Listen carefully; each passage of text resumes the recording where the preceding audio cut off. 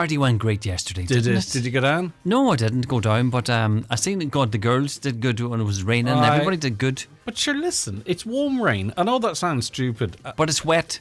Yes, it is Need wet. an but it's umbrella, just take a coat. Just when it's not cutting you, we can tolerate the rain. We're all used to it. Donna Marie was down there, as you mentioned. Yeah, see the socials. And Sinead as well. Yeah. And Sinead was there, of course, too. She's a wee package for us as well for the programme. So we'll get a... What do you mean a wee package? Is it like biscuits or something?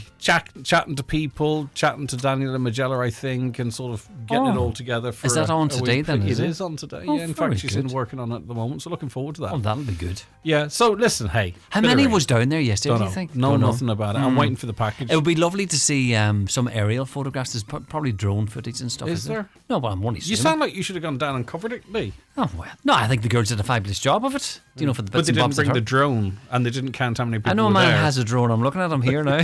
He has a boat too. I have a drone and a boat. I'm assuming it would be paper cups, recyclable cups, wouldn't it? What are you on about? With the tea yesterday at Daniel's house. Lee, I don't know where you're going with No, this. but washing cups afterwards, that's a I'll lot ask of Donna tea Marie. stuff. Caroline, can you ask Donna Marie if it was paper cups for the boiler kettle tea yesterday? Yeah, Dave? see, they're talking about sponges and microcloths today in the news as well. I would say it was cups. I would say they were... No. You'd go in, you'd drink a cup, and it'd be washed and put back Oh, out I again. don't know about that. When you're chatting to thousands of people. Jeez, it was paper cups. I say, of course it was paper cups. Well, Sure, listen. it's on the washing and stuff. Recyclable paper cups. Be some amount of cups, wouldn't there? I don't know. Yeah, well, you were right once anyway. Oh, well, there you go. Oh, you're giving it to me. You should have gone 1-0. down. You're so interested. No, but I like a cup of tea and a crack, Okay, well, you'd love that. Have a good show, right? Right, thanks, Lee. Look after yourself. See you tomorrow. Yeah, so coming up after 9, we have a special feature. Donna Marie Doherty and Sinead, of course, were both down at the Boiler Kettle Day in West Donegal yesterday. We'll have that and so much more besides coming up after we get a news update from Ryan Brawley. Thanks, Greg. Good morning. Gardaí have made a renewed call for the public's help in tracing the whereabouts of 14-year-old Cody Riley, who is reported missing from Burnfoot since Friday the 19th of June. Cody is described as being 5 feet 4 inches tall, with a slim build, blue eyes and red hair. Cody may be in the Drogheda or wider County Louth area. Gardaí say they are concerned for Cody's well-being. Anyone with information on Cody's whereabouts is asked to contact Buncrana Garda Station or any Garda Station. A new recruitment drive in the Northwest has been opened by civil engineering and building contractor Farrens. This follows a number of high-profile contracts being signed in the water sector, with Uisce Éireann planning to lodge an application for major infrastructure projects in Inishowen and Letterkenny. Donegal is among the counties Farrens are encouraging applications from. With more, here's Daniel Pitcher. The 20 roles, which include site agent, site engineer, senior engineer and quantity surveyor positions, are now open for applications, and people interested in graduate and placement positions can also register their interest via the company's website. Farrens is also likely to tender for the Letterkenny and Inishowen water supply upgrade project, for which a planning application is being lodged this week.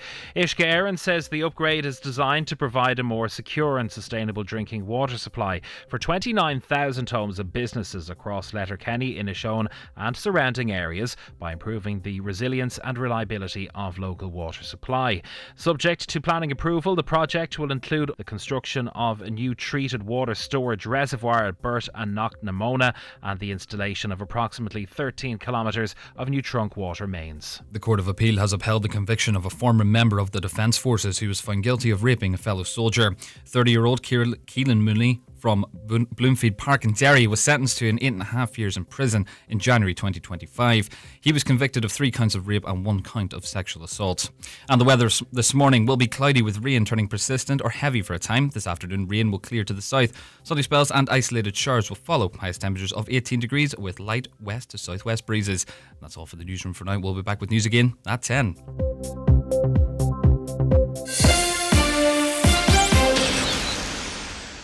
I'm training with Hugo Keenan. Nice kick, Donna. Inishella is giving 5 schools and clubs the chance to do the same. Simply visit bwg.ie/Hugo and say why you deserve to win and what it would mean. Entries close July 31st. Don't miss out. The Inishella range of quality Irish meats is available exclusively at your local participating Spar, Eurospar, Mace, Londis and XL. Inishella, the perfect match. Terms apply for ages 8 to 18. See bwg.ie/Hugo. The talk of the Northwest, the Greg Hughes Show on Highland Radio. Hello and a very good morning. 3 minutes past 9 on this Wednesday, the 29th of July. You're very welcome along to the programme. We had a busy one yesterday, didn't we? 19 interviews in an hour. They said it couldn't be done. Maybe it shouldn't have been done. But anyway, we had a great feedback from our chat to the Marys who are contesting the Mary from Dunloe Festival, the Crown and Cabaret on Sunday. If you missed that, by the way, it's nice. It was a nice hour. You can listen back to that. But we've got today to get through today as well. And we've lots coming up in the programme, including that special package from Donna Marie Doherty. She was over with the O'Donnells for Boil the Kettle, raising money for Relay for Life, etc. So we'll get a sample of the atmosphere there. I haven't heard the package, but should we play bingo? Will she say it was wet in the west, but it didn't dampen the spirits? Did she say it, Caroline? We'll see. Okay. If she did, we all have to take a shot, right? But we've got that and so much more besides. If you want to WhatsApp or text the show, 086 60 25,000, 086 60 25,000, or give us a call on 074 91 25,000, or email comments@highlandradio.com. comments@highlandradio.com. Don't forget to watch the show if it suits you. Maybe you're off work for the end of July or heading into August, or maybe you work in the home or work from home. You can watch us on your smart TV or your Fire Stick on the YouTube app, Highland Radio Ireland. And a lot of our guests join us either in studio or via video, so it's a visual experience for you. And we're across our Facebook pages as well. The Finn Valley Voice is out today, and they are saying or advising you to get ready for an extraordinary bank holiday weekend in Ballybofey. The local community is coming together for a historic double-header of celebrations featuring Ballybofey United's long-awaited 55th anniversary, the official opening of the state-of-the-art Dreenan facilities, and the vibrant return of Kim's Colour Fun Run. Full details in that article and loads of other stuff in that paper out today. An awful lot must have happened in our beautiful county 50, 60 years ago. Because we just seem to be marking an awful lot of events that are 50, 55, 60 years. There must just have been a spell there where there was lots of people who were inclined to create something for their local community. Mary from Dunloe, I just mentioned it, 60 years in existence next year. And there's so much more that I just can't pull off the top of my head. But a lot of stuff must have been happening about 50 years ago. Or 60 years ago, because we're coming up to an awful lot of 60th anniversaries, whatever was happening. Maybe you're old enough to remember and can give us some insight.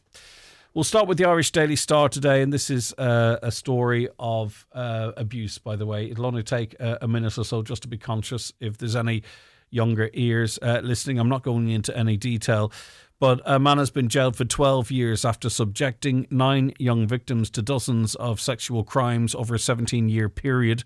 Predator Neil Ferry put 9 young victims, some who were as young as 5, through terrifying ordeals between 1981 and 1998. 17 years. Ferry, 69, of Ballyness, Falcarra, was given a cumulative 15-year prison sentence with the final 3 years suspended. So he'll face 12.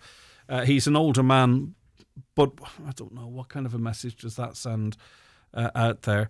One of his victims said in an impact statement that her sense of safety and trust changed immensely after she was set upon by Ferry. I mean, maybe you are affected by that case and you're in a position, maybe you want to speak out, maybe about the sentencing or the process. It's completely up to you. I would never put any pressure on anyone in this space. But the jury found Ferry unanimously guilty on 18 counts of sexual assault, 10 of indecent assault, 5 of attempted indecent assault, and 1 of an attempted sexual assault. So effectively, he was sentenced to 17 years. Is it? No, 17 years was the space of time covered by his crimes. He was sentenced to 12 years.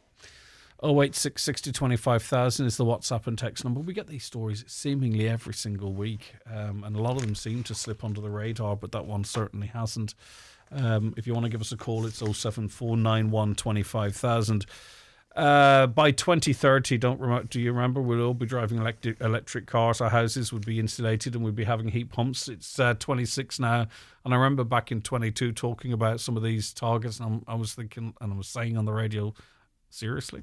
But anyway, we have to up our game apparently.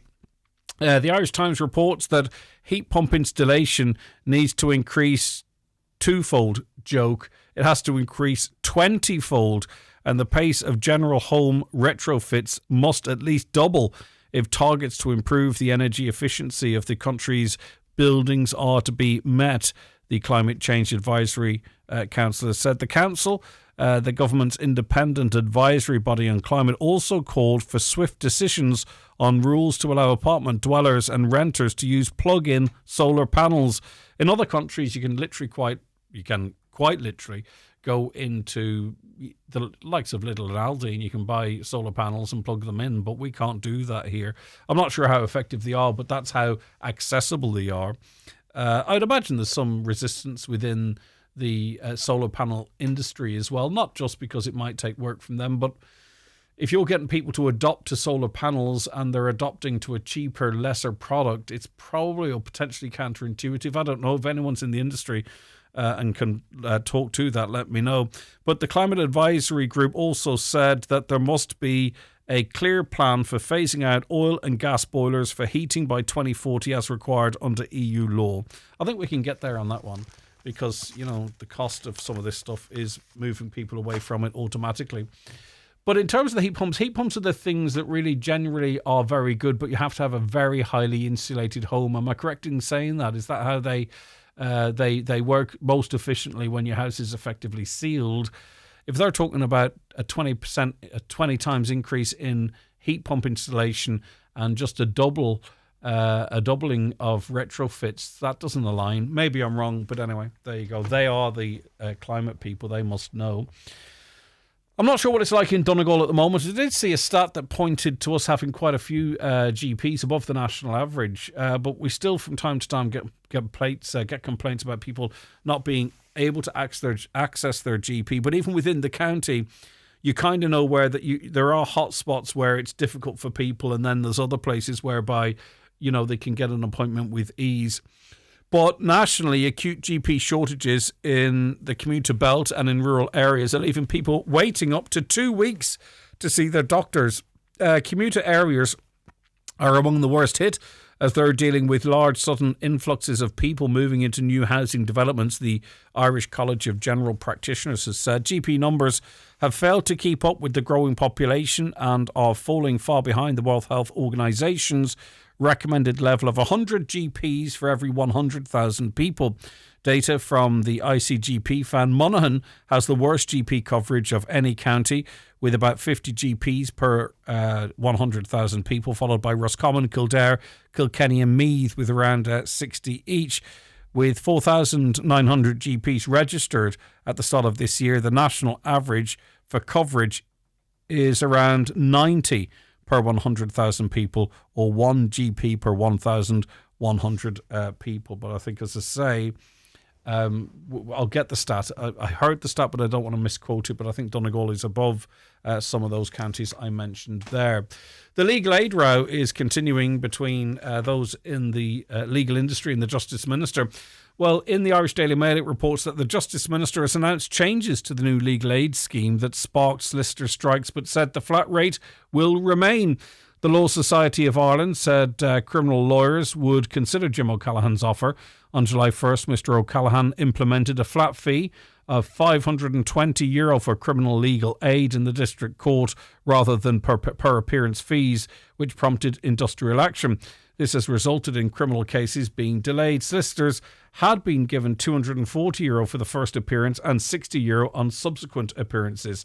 Well, Mr O'Callaghan met with the Law Society of Ireland on Monday to hear about issues practitioners had with the reforms, and yesterday he said the €520 for district court criminal legal aid cases will remain in place, but he said the payment of the flat fee would be split, so 2/3 would be paid at the start of the case and the remainder at the end of the case, or after 12 months, the case, or after the case, whichever is first. So I'm not in the know. I don't necessarily know why that might be beneficial, but there you go. And just a quick update on some advancement in the e-scooter law changes, because I know quite a few of you out there are interested in it. So what will change and how will it be implemented? Well, people on e-scooters who do not wear helmets and high-vis clothing will be hit with an on-the-spot fine of €100. Now, that'll stiffen your cough. The new regulations will kick in next month. The Cabinet will today sign off on rules to crack down on the use of e-scooters. It comes after a worrying rise in the number of children being injured on the dangerous vehicles. And toy sports retailer Decathlon yesterday announced that it will remove all two-wheelers from sale at its stores across Ireland. Earlier this year, doctors in Ireland's Children's Hospital warned that e-scooters are now the leading cause of children ending up in ED. We have an issue here, of course, as well. We're seeing an increase in e-scooter admissions. We don't have the same amount of them, so we're not seeing the same problems. But the more e-scooters, the more injuries there are. And that's what it's got to be. So you're going to have to be careful out there, because even the little ones, I would say, because there are different types of e-scooters. There's some almost like the size of a car on two wheels, and there's others, that are little toy ones, all electric. But if you've got a young one scooting around on them, I would love if the article covered exactly what would happen in that situation, because the instant question I have, if it's a 15-year-old, who pays the €100? Is it mom and dad, or mom or dad, or whomever is the child's guardian? I don't know, because that's a loophole if it's not very clear what happens there. Right, let's remind you of the numbers for you to get in contact if you want to raise an issue or have an input into anything you've just heard there. The Greg Hughes Show on Highland Radio. Text WhatsApp 086 60 25000.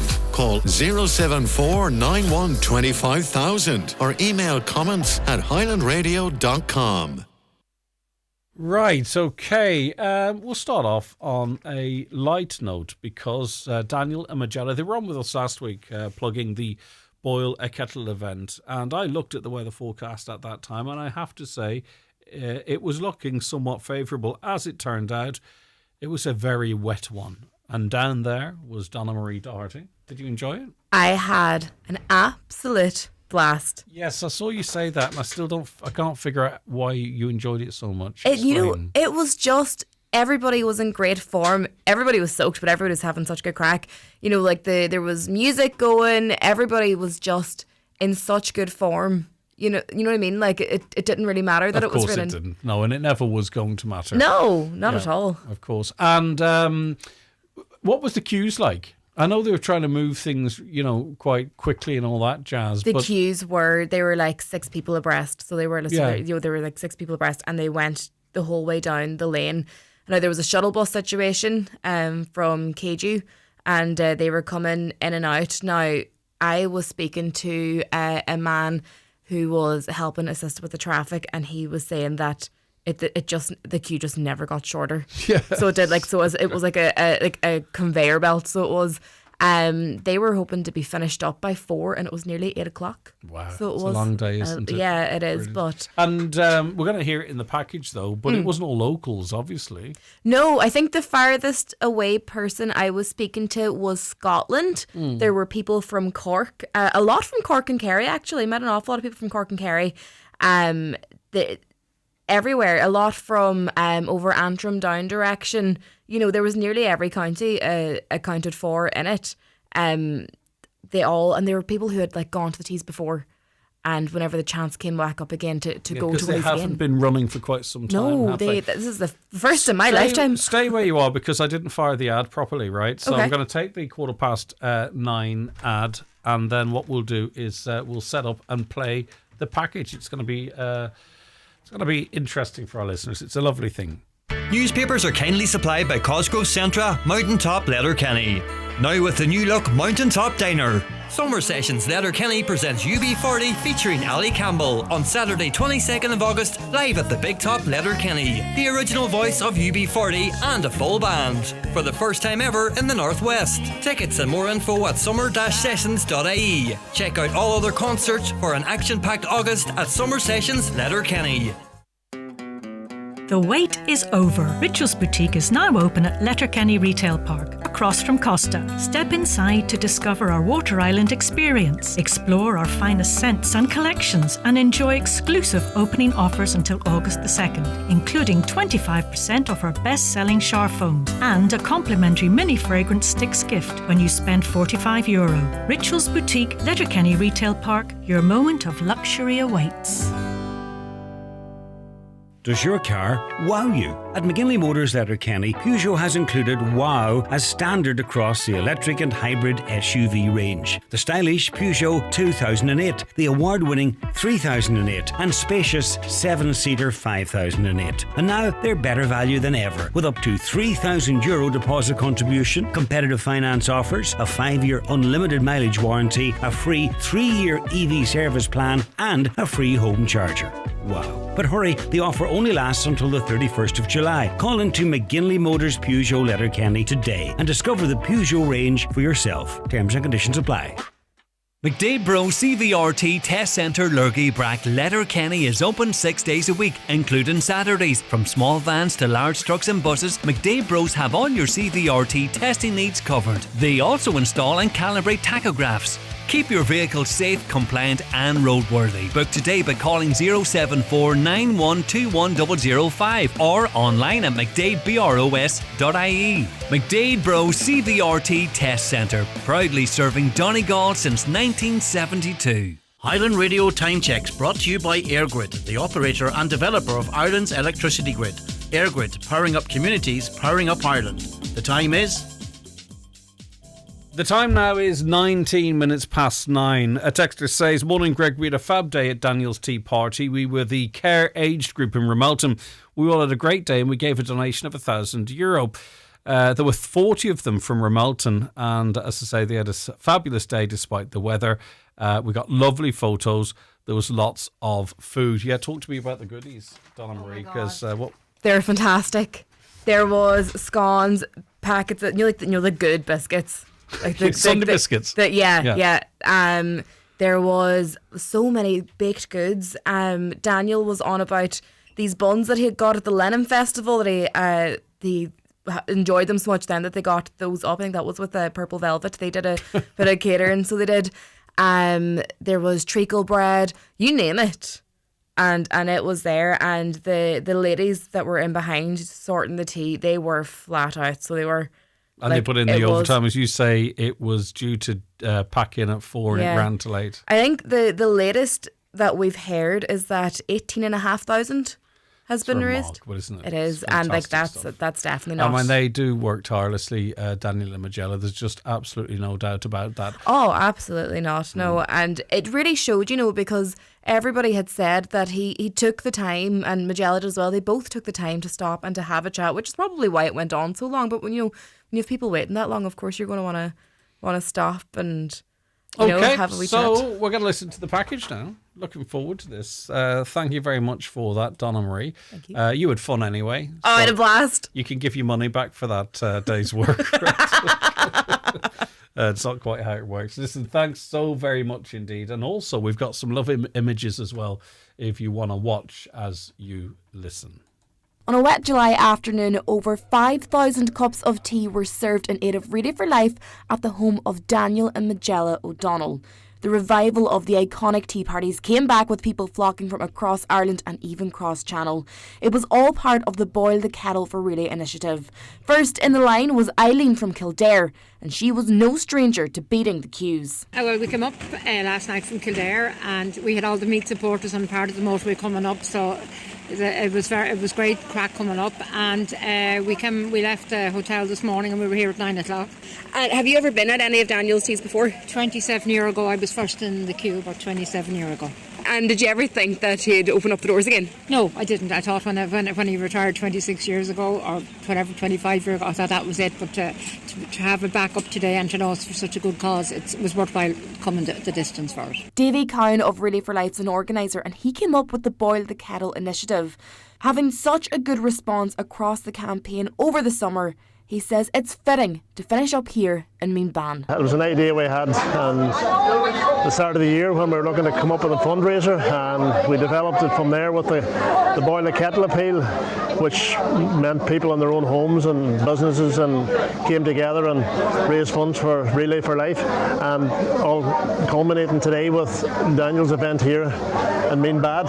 And unfortunately the rain hasn't stayed off, but the crowds are here. The reports coming back from the parking areas that the crowds are still coming and the buses are flat out. So it's been a challenging experience today, but the crowd have been very patient and they've been very good, and they're here to have a word with Daniel and Magella, who have been great supporters of Relay for Life since the conception, and they hope they'll be with us for many years to come. And there were crowds indeed. It's estimated 5,000 people, and I spoke to some of them who travelled to attend here. My mother-in-law is from Donegal originally, so lives up in Crumlin now in the north, but my wife and I came over on Friday on the ferry and came down here yesterday so we could bring Sadie to see Daniel today. And it's been perfect because she's managed to get a photo with Daniel and her sister at the same time. So it's been other than the weather, it's been a successful revisit. Stayed up in the cottage in Annagry overnight, and we came down early this morning to join the queue. Of course, we thought we were first in the queue, but when we arrived, there was a lot of people in front of us. But we stood it out. We met lovely people, and we had great chat and crack in the queue. Is there many of you here? There's mum and daughter with her, and we met those 6 people from Ballycastle.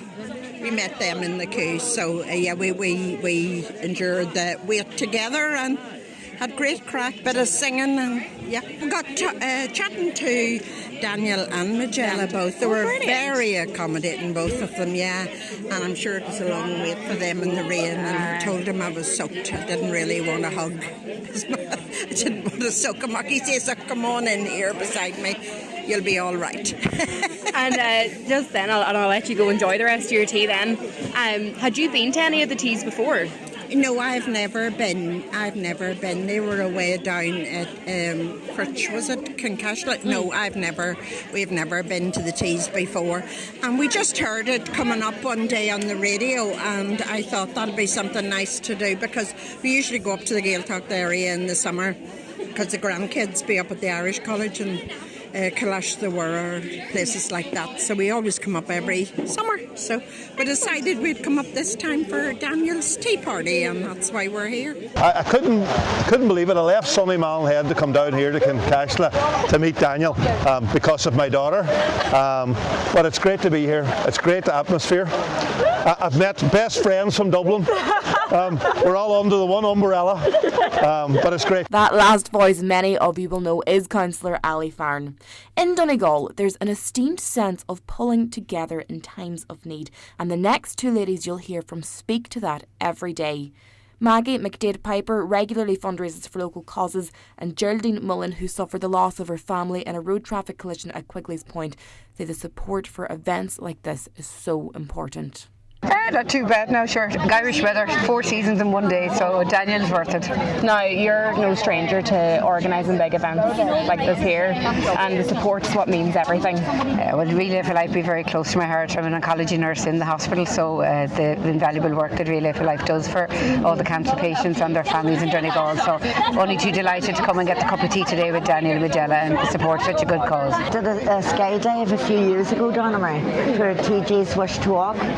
And I have done head shave for the Donegal Hospice. I have done, what else? I had my charity 60th birthday party there a couple of years ago. That was half between TJ's Wish to Walk and the Donegal Hospice. And getting the support whenever you go to the effort of organising these events, there does be a worry that what if nobody comes? Oh yeah, well I'm lucky because I'm involved with Care of the Aged, Remelton, so I came with them, and it's just fantastic. The support was so much so that the event initially was scheduled to go from 1 o'clock until 4 o'clock.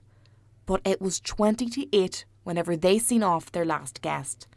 Daniel and Magella were so grateful to everyone who called in and who donated. We just can't believe the amount of people on a bad day. I mean, we wish the weather was better, it hasn't dampened the spirit. No, it hasn't dampened the spirit of them. It's dampened for me. I'm just very disappointed for everybody that has to stand in the rain. But what can you do, you know? What? I was speaking to them down there, and they're saying it's all part of the crack. You know, everyone's going to remember the day that they came to Daniel and Magella's. They got a cup of tea. But you know, it's a good cause, and it's so great to be able to do do it, and we're so grateful to all the local people that have helped this to happen. Absolutely, they've community done effort, really. So much work here, you have no idea. Yeah. And the Relay for Life committee and people taking in. I don't the golf shores took in stuff. All the people and Kelly Hygiene. Is it Kelly Hygiene you call them? And the generators and purple velvet and listen. Fantastic, yeah, too many to mention. We got the buns made from somebody out that I got one at the Lennon Festival. The lovely wee buns. Purple velvet. And all our local neighbours and everything. They're all in there and they're making tea and they're people putting in pancakes and bacon and everything. It's just overwhelming. And because Magella is special for you and for both of you. Absolutely. I mean, so much. It's. I keep saying it. It's 1 in 2 people are going to have cancer in their lifetime. Unfortunately. And that's a very, very high statistic. And I just don't know that people take it in. Like there's 4 in our family, and 2 of my siblings have had cancer. So it's 1 in 2 are going to have it in their lifetime. So we all need to be raising funds for research so that it improves. And it is improving all the time, but it's an ongoing thing, so we need to keep at it. That's the importance of days like this. Even though it is raining, the Relay for Life people are here, and this money, some of it goes to services, but it's research that makes people live. Perfect. That's the important thing. It really was a community effort, from the Gardaí doing the traffic control to the volunteers assisting with the guests and shuttle buses, and the Relay for Life crew, of course, were there as well, pitching in. 11-year-old Dara is a neighbour, and he was working incredibly hard. Helping, so I am with Daniel and Magella, so I am. I just live down the road, so yeah. You're hard at it. Are you looking forward to getting a cup of tea later? Oh, sure. More than ready. More than ready with the rain and all the hard work you're doing. Oh, this rain's just bad. But everyone's still very excited to be here. Yeah. So it's all die-hard fans, and fair play to them all for donating and all coming up here. So fair play to them all. All in all, it was a great day. Everybody was in good form. They got their tea, they met Daniel, and were absolutely delighted with the day that was in it. And I think all that's really left is a song from the man himself. Everybody stand beside me, stand beside me. For if I should lose you, I just couldn't get anywhere. Stand beside me. You're the only one who ever made me care, the one who ever made me care.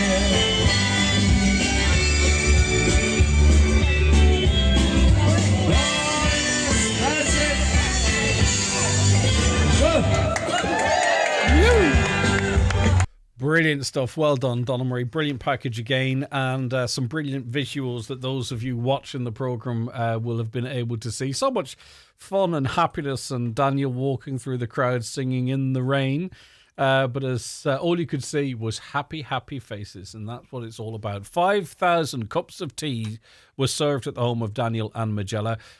Over €18,000 now has been raised for Relay for Life. The money continues to come in. And it's that return of the couple's iconic tea party. People from all over the place. Fantastic, wasn't it? So thank you very much to Donna Marie Doherty. There was also some content too from Sinead Black, and it's all available for you to watch on our Highland Hub Facebook page. Right, we'll be back with more after a quick break. Erwin here to tell you that SIG Roofing are at the Clonmany Show this August. Well worth a visit. Ireland's roofing experts for over 30 years with the world's leading brands. Drop by their stand or send your plans for free expert advice. SIG Roofing, built for the Northwest. Visit sig.ie. This summer, get everything you need at Tesco with our amazing club card prices. Please a crowd with our fantastic Can't Miss offer on Coke Zero and Diet Coke, 12 can packs, 2 for €12. We have 4 for €5 across selected snacks and drinks, like Tato Waffles share bags and My Waddy 1 litre. And choose from a selection of Pampers Jumbo Dry Nappy Packs, 3 for €30. Shop in store or online. Tesco. Every little helps. Available in most stores. Prices vary in Express. DRS applies. A public interest message from Donegal County Council. The EPA's latest Water Quality in Ireland report shows water quality remains under pressure, with nutrient levels still too high in many rivers, lakes and coastal waters. Farmers and contractors are reminded to follow good agricultural practice regulations when spreading fertiliser, using pesticides or disposing of sheep dip. Homeowners should also make sure septic tanks are properly maintained and compliant. Clean water starts with us all. Experience excitement thousands of years in the making and create memories to last a lifetime. National Heritage Week is hundreds of events all over Ireland, exploring the surprise and wonder that is our natural, built and cultural heritage. Find out what's going on from August 15th to the 23rd at heritageweek.ie. National Heritage Week is a programme of the Heritage Council, supported by the Kangal Local Authority Heritage Programme and the Department of Housing, Local Government and Heritage. Clinic 45 offer affordable private healthcare in Letterkenny and Bridgend, providing a wide range of medical services including blood tests, minor injury, vaccines and prescriptions. Standard consultations are just €45. Clinic 45, the best healthcare at the lowest price. Open Monday to Friday in the Fort Retail Park, Letterkenny, opposite the New Dons, and at Bunamain, Bridgend. Book online at clinic45.ie. Now, as you'd be aware, there's been quite a lot of concern about a downgrading of the fire service on Ironmore Island. We received a press release yesterday from the council. It's quite long, but I'll read the headlines for you. At the outset, it's important to state they say that there is no proposal to downgrade the voluntary fire service on Ironmore. The national policy with respect to fire cover on inhabited offshore islands is a non-blue light response with a focus on provision of fire detection equipment, fire extinguishers, fire blankets, training and public information as part of community safety focused capabilities. Donegal County Council Fire Services provided the referenced equipment, training and information in compliance with this policy to the inhabitants of all of the inhabited offshore islands. The fire service has no plans to change the current system of voluntary fire service on the island, and the service will continue to be supported by Donegal County Council by way of recruitment and basic training to allow the voluntary service to meet the fire service response needs of the island. The Ironmore Voluntary Brigade has a complement of 5 voluntary firefighters and a mid-fire appliance that has, in essence, the same functional capabilities as those in the retained brigades, save that it carries a reduced quantity of water and does not carry a 13.5 metre ladder. So, effectively, they're saying nothing is changing. John Boyle is a former retained fireman. And what's your reaction to the way the council have outlined things there, John? It's a little bit vague on the council's part. They're claiming they're not altering the voluntary capability of the fire service in Armagh, which is probably true, but they are removing the 2 retained posts that were on the island. So if you remove 2 retained posts, you are obviously affecting the fire service. They are claiming there are 5 firemen at the moment in the fire service in Armagh. There are actually 4 since I retired 2 months ago. They do meet some of the requirements, but they're continuously on about a red and blue light system on the islands. The only reference to islands, there is a document. It's called the National Directorate for Fire and Emergency Management. It's keeping communities safe. In that document, there is only one reference to islands, and if you will allow me, I will read it to you. For isolated communities, such as those living on offshore islands, a fire service response will inevitably be delayed. And it goes on then to say good practice to be prepared and standardised. So there is no reference to red lights on this document. Donegal County Council are claiming this has been done in the name of efficiencies. I cannot see how this is going to be efficient when you remove the fire service or threat to remove the fire service. If the people earn more are not willing to become entirely voluntary, The Donegal County Council, Donegal Fire Service threat is to remove their service from the island entirely. Well, the council says in their statement to maintain the complement numbers in the context of one recent, which I presume is you, and one pending retirement later in 2026. Donegal County Council Fire Service has identified 5 persons on the island who wish to join the volunteer service. Suitability testing is in the process of being organised. So according to the council, they already have people on the island interested in filling the posts vacated by you and another. Yes, that is true, but there's a long, slow process to getting them qualified or trained as firefighters.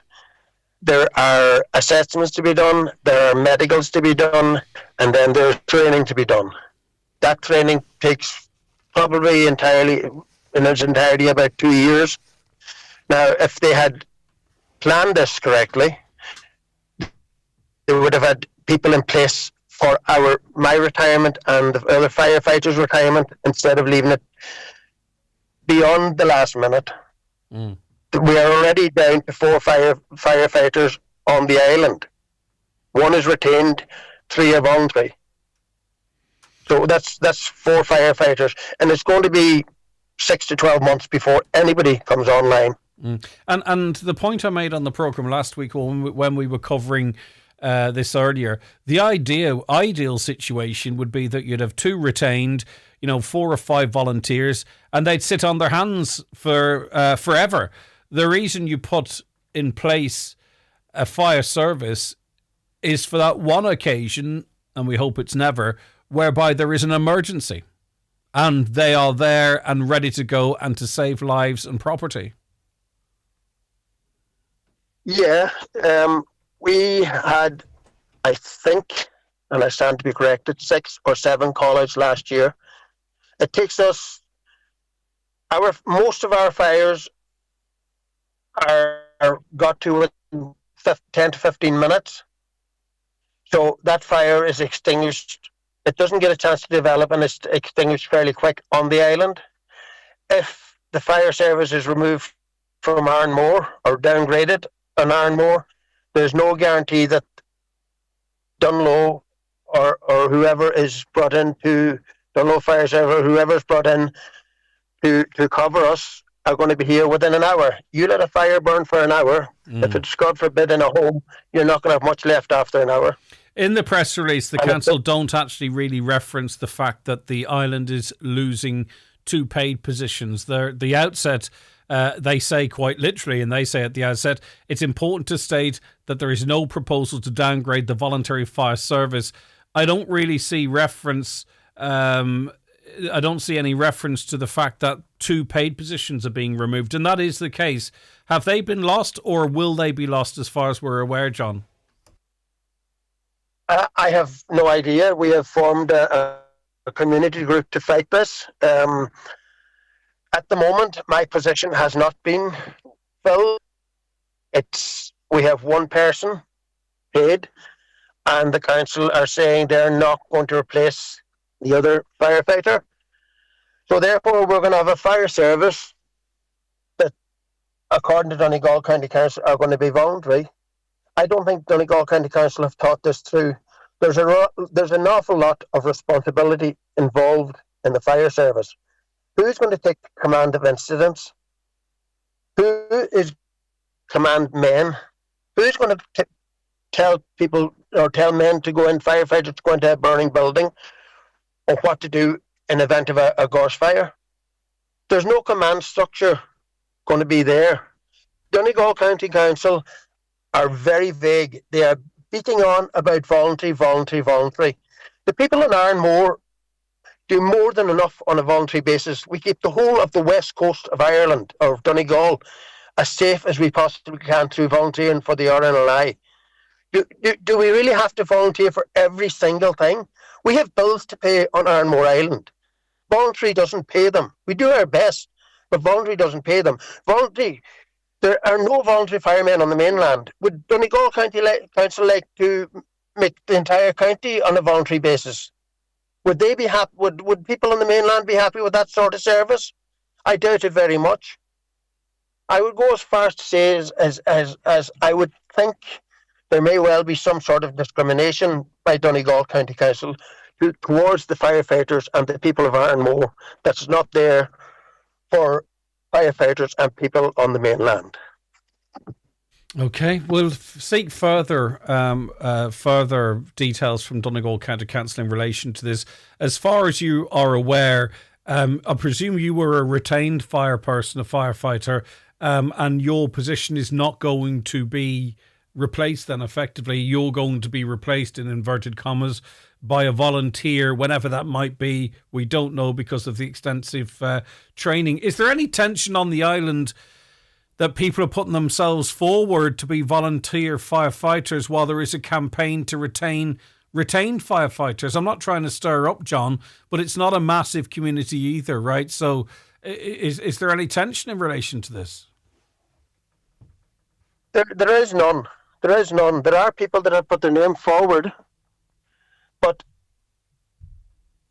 there are people, and by all means, they're quite welcome to. I have no problem with them putting their names forward. But this is going to take time.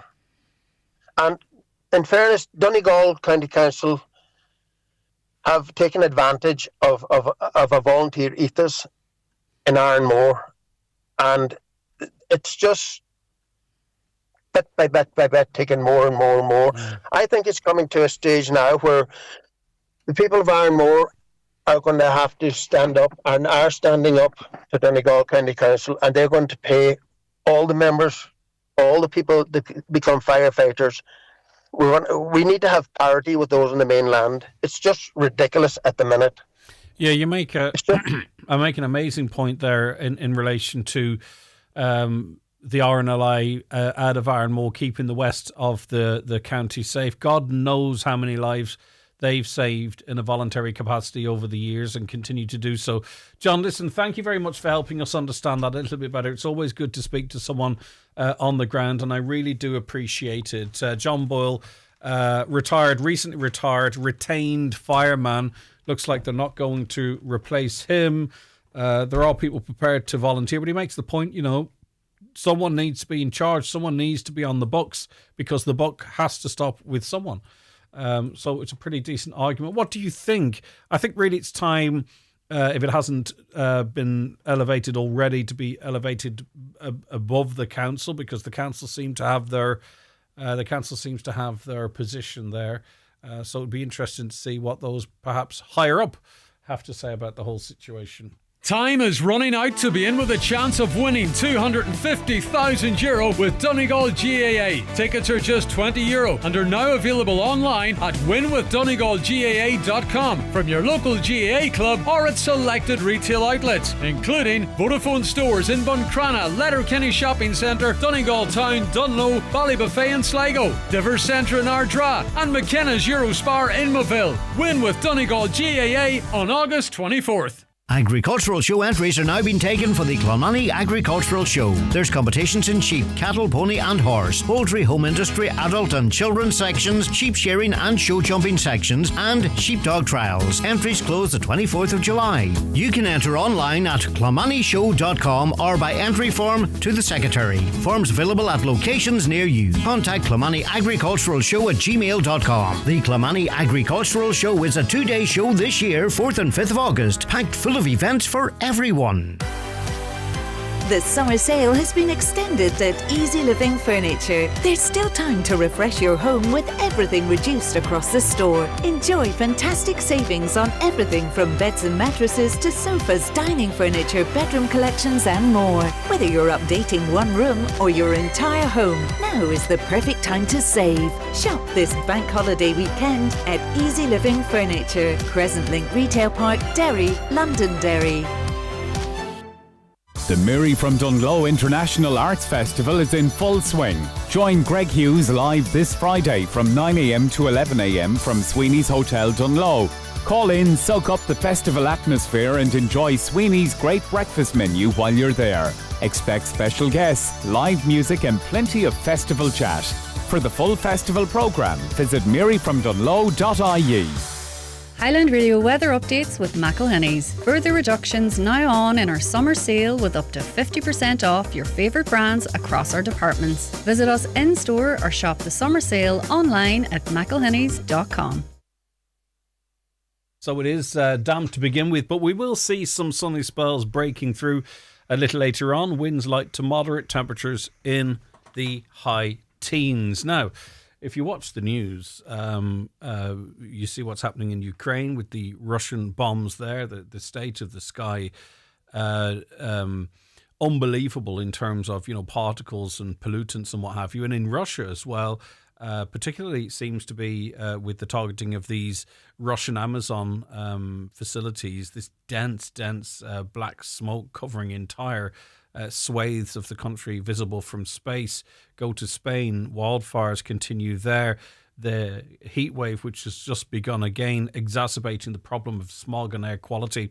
And the Bordeaux region of France also facing the same issues. Now, we have had wildfires in this country. Hopefully we escape them, but unfortunately we may not.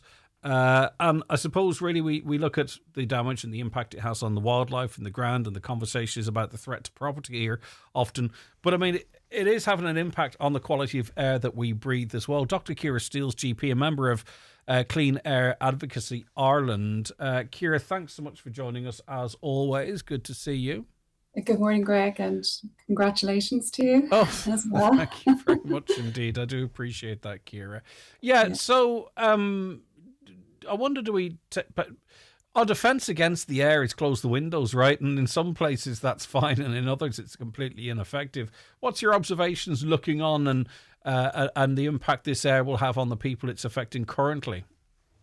Yeah, so I mean, it's really dramatic, the pictures that we're seeing from the wildfires in Spain and France. I think 400,000 displaced people. And of course, wildfires can generate PM2.5, which is particulate matter, which really can be so small that it can penetrate deep into our lungs and cause lung effects, respiratory effects, increase in wheeze, exacerbation of COPD.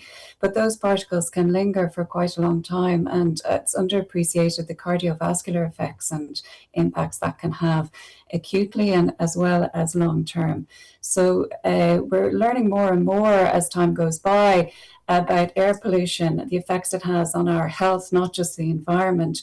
And it's really important that we clean our air indoors, because there's a continuum between outdoor air and indoor air.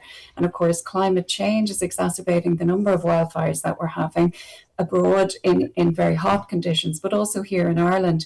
And the Schlievemaun fires were sensed in Cork, for example, hundreds of kilometres away. The PM2.5, or the particulate matter concentration, was increased in Cork, and there was ozone breaches in the guidelines in Cork as well, according to the EPA website. So the health impacts are severe. They're both short-term and long-term. They do affect people in other countries, but they also affect us as well. They affect the outdoor air, but they affect the indoor air quality, as you mentioned too. So I suppose, what can we do about it? I suppose in Ireland between 2015 and 2025, there's been 300 wildfires logged. And across the years, that has been increasing incrementally, and with 59 of those occurring in 2025, over 30,000 hectares of wildfire burned land in Ireland during that time. And I suppose the EPA says that human activity can spark off a lot of those fires, and maybe we need to regulate that a bit more when we don't have rain. It just, as we introduced a hosepipe ban when we don't have rain, maybe we could regulate human activity during those times as well, and reduce walking in those areas, reduce planned burning in those areas, for example. Yeah, we've talked quite a lot about clean air in schools and how you can purify or treat the air so it's better to breathe. Obviously, we'd love to turn the tide on climate change. We'd love to see less wildfires. But I think we're going to have to live with them to some extent. Does that mean that we need to be putting more emphasis on the quality of the air that we breathe indoors, so there is a respite Maybe it's even in the home, certainly in workplaces, large factories, schools, etc. In other words, is this an opportune moment for you to emphasise the point of cleaning air in these congregated settings? Yeah, well, we spend 90% of our time indoors, and so it's really important that most of the air we're breathing is indoors. A lot of our outdoor air pollution is breathed indoors, so it's really important to clean the air in those settings. I think wildfires focus our point on that, but also the pandemic has focused our point on the fact that we need to breathe clean air indoors.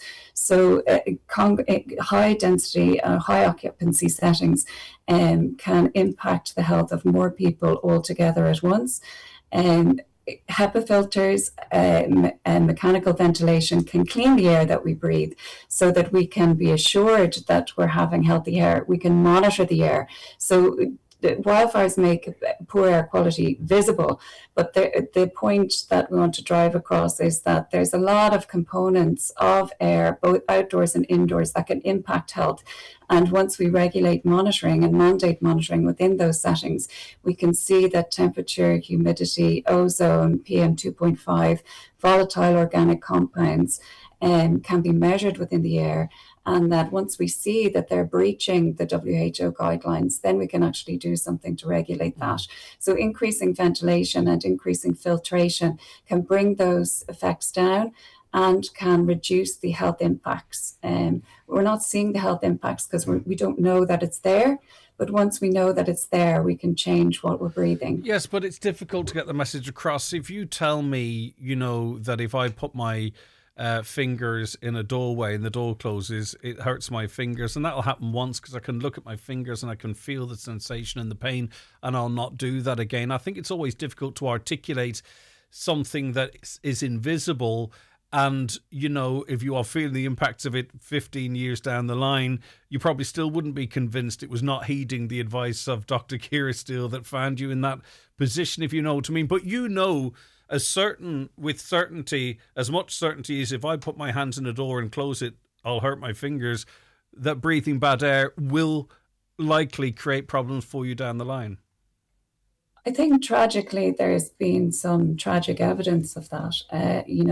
There's the tragic case of Alakisi Deborah in the UK, and she's the first person in the world to have air pollution registered as the reason for her death. It's actually on her death certificate. And that was relating to traffic pollution exacerbating her asthma condition, which ultimately and tragically led to her demise. So there's very real effects of poor air quality on our health. And I suppose what our aim to do is to highlight that before any further tragedies occur. Yeah, okay. Thank you very much indeed. It'd be interesting to see what level of advice is being given in the likes of France and Spain at the moment in terms of air quality. I don't know if you have any colleagues over there or privy to that. Is this an important part of the public safety message over there? Yeah, I mean, I think listening to the emergency reports, following government guidance, putting HEPA filters into your house so that you can clean the air, having a safe room with closed windows that can be cooler, making sure that even your skin can absorb air pollutants, and making sure you're clothed. When the outdoor air quality does come back to pre-fire levels, then you can open the windows, make sure you clean your surfaces within your house, and make sure that people who have asthma and COPD have an extra supply of medication, and that if they do need to evacuate, they can take that with you. Consider an emergency pack, those type of guidance. I'm sure the health authorities are issuing to residents there. Thank you so very much for your time as always, Ciara, and thank you for your nice message wishes as well. That's Dr. Ciara Steele, GP and member of Clean Advocacy Ireland. 08660 25,000. That's the WhatsApp and text number used by this listener who says, Greg, I was in Dunlow for the official opening. This must have been the Mary from Dunlow. Daniel on the stage with Michael English, with the rain lashing down on the stage, lights flashing through the rain, people young and old dancing and jiving in their coats and umbrellas. It was surreal. The O'Donnells are a legend. Yes, indeed, they really are. And thankfully, we recognise that at this point. All right, we'll be back with more after the news at 10. It's time to board the Highland plane to Spain. Have you booked your place yet? Don't leave it too late. Places are filling up fast. Escape to the sunshine next May with Highland in the Sun. From the 12th to the 18th of May, join me, David James, at the beautiful Sol Principe Hotel in Torremolinos for the holiday of a lifetime, including great entertainment from Johnny Brady, Dominic Kerwin, Sean Cuddy, John McNichol, Sandy Kelly, and lots more. Packages start from just €949 per person sharing, with a deposit securing your place today. To book, visit highlandradio.com or give us a call on 074 91 25,000. Highland in the Sun 2027. Great music, great people, and a holiday you'll be talking about long after you get home. McGowan Hearing, one of the longest established audiologists in the Northwest, now have weekly clinics in Letterkenny, Buncrana and Carndonagh. Book your free hearing aid consultation at one of these clinics or with audiologist Darren McGowan in your own home. Call 07191 00208 or visit mcgowanhearing.com. At Uisce Éireann, we're continuing to upgrade Ireland's water network to ensure a clean, safe and reliable water supply. When repair and maintenance work is required in your area, we want to make sure homes and businesses are informed. That's why we have a new free text alert service providing real-time updates for issues lasting more than 4 hours. Sign up with your mobile number and air code at water.ie. Uisce Éireann, delivering water services for Ireland. Come along to the Glencolmcille Agricultural Show this Sunday the 2nd, featuring cattle, sheep, horses, poultry and all marquee classes. A great family day out with children's fun and live music. Enter their grand draw for a brand new Honda Quad or cash equivalent of €11,000. That's this Sunday at Glencolmcille Agricultural Show. The Buncrana Golf Club development draw is here, with over €40,000 in prizes up for grabs. The grand prize is a stunning Hyundai i30 N-Line, plus 4 other fantastic prizes worth over €10,000. Tickets are available online at driveathomedraw.ie or from any club member. Don't miss your chance to win big and support Buncrana Golf Club. Get your tickets today. Live, on air, online and on the Highland Radio app. This is Highland Radio News. Good morning with the Highland Radio News at 10 o'clock. I'm Ryan Brawley. A retired retained firefighter from Arranmore Island has criticised suggestions that the island's fire service could operate on a voluntary basis. In a statement issued yesterday, Donegal County Council said there was no proposal to downgrade the voluntary fire service on Arranmore Island. However, speaking on the Greg Hughes show this morning, former retained firefighter John Boyle challenged that stance. He argued that the removal of 2 retained firefighter posts would have a direct impact on the island's fire service. Mr Boyle also stressed that the people of Arranmore already make a significant voluntary contribution to their community, particularly through the RNLI, and should not be expected to fully volunteer to provide another essential emergency service. They are beating on about voluntary. The people in Arranmore do more than enough on a voluntary basis. We keep the whole of the west coast of Ireland, or Donegal, as safe as we possibly can through volunteering for the RNLI. Do we really have to volunteer for every single thing? We have bills to pay on Arranmore Island. Voluntary doesn't pay them. We do our best, but voluntary doesn't pay them.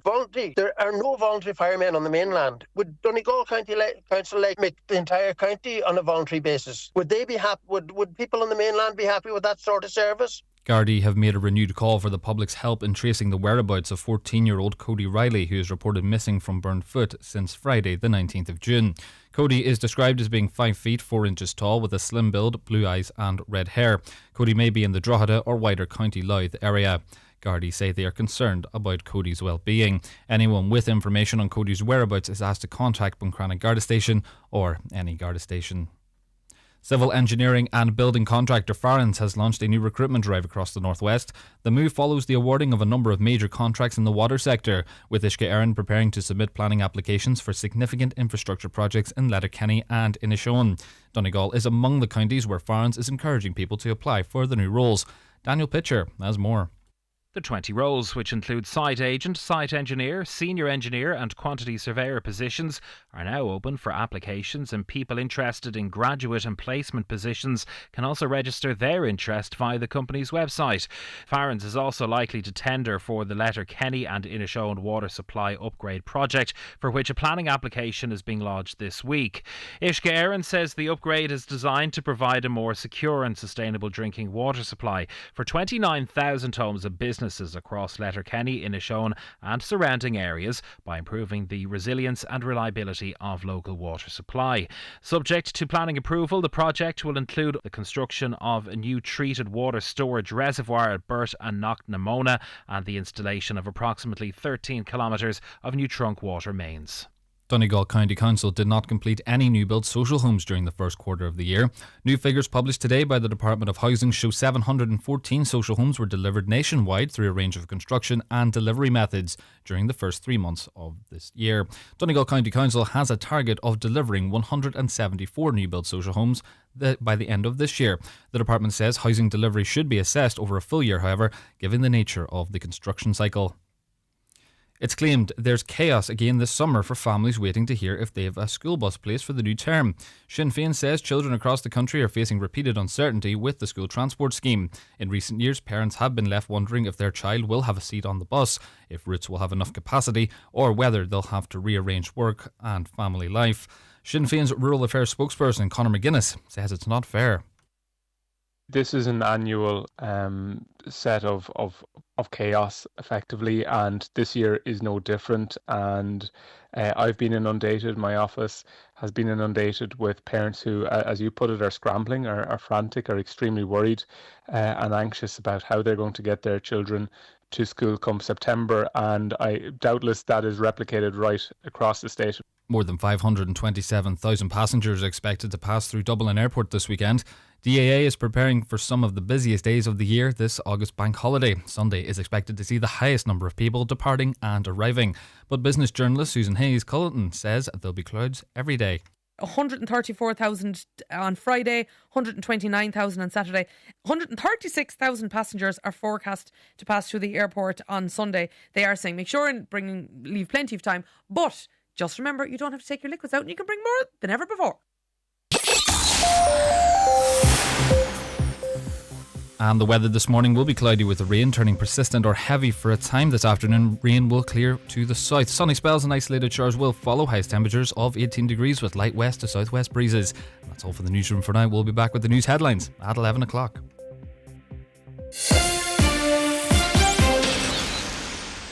The obituary notices this Wednesday morning, July 29th.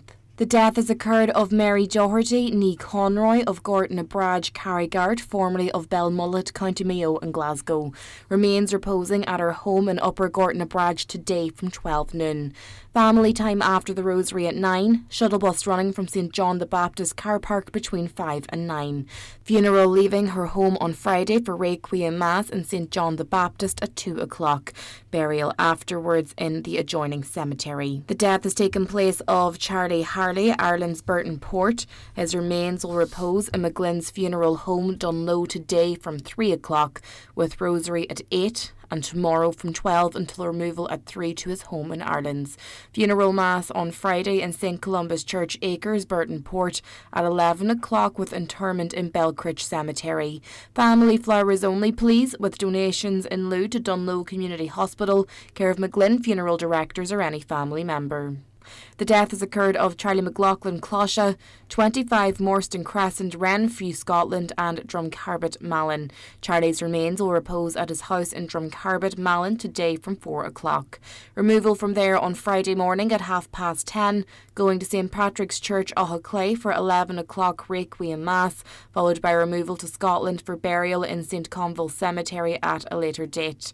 Requiem Mass will be streamed live on Kelly's Funeral Director's Facebook page. Family time from 10 p.m. to 10 a.m. Family flowers only please, donations in lieu if desired to Malin Parish First Responders, care of Blaine McCarn, Kelly's Funeral Directors. The death has taken place of Frances Gibbons, Neil Logue, Maher Ward and Kerry Keel, reposing at her late residence with funeral mass on Friday morning at 11 o'clock in Massmount Church Fanad, followed by burial in the adjoining cemetery. House private to family and friends only, please. The death has occurred of Seamus Byrne, the Rock Glenties. Seamus's remains will repose at his son Joe and Lynn's home, Buncrewbog Glenties, today from 12 noon until 9 o'clock. Funeral mass tomorrow morning at 11 a.m. in St Connell's Church Glenties, with burial afterwards in the local cemetery. Family time please on the morning of the funeral. Funeral mass can be viewed live on churchservices.tv. The death has taken place of Joe Toy, 16, Ardnaglasha, Kilmacrennan, reposing at his home today from 12 noon until 10 p.m, with rosary at 9 o'clock. Requiem Mass tomorrow at 11 a.m. in St Peter's Church, Milford. Burial afterwards in Milford Cemetery. Mass can be viewed on churchservices.tv. Family time on the morning of the funeral. Family flowers only. Donations, if desired, to Cree Heart and Stroke Foundation, County Galway, care of any family member. For family information and more details regarding wakes and funerals, please go to highlandradio.com. Highland Radio.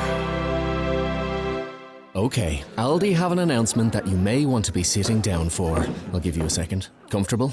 Good. Okay, here I go.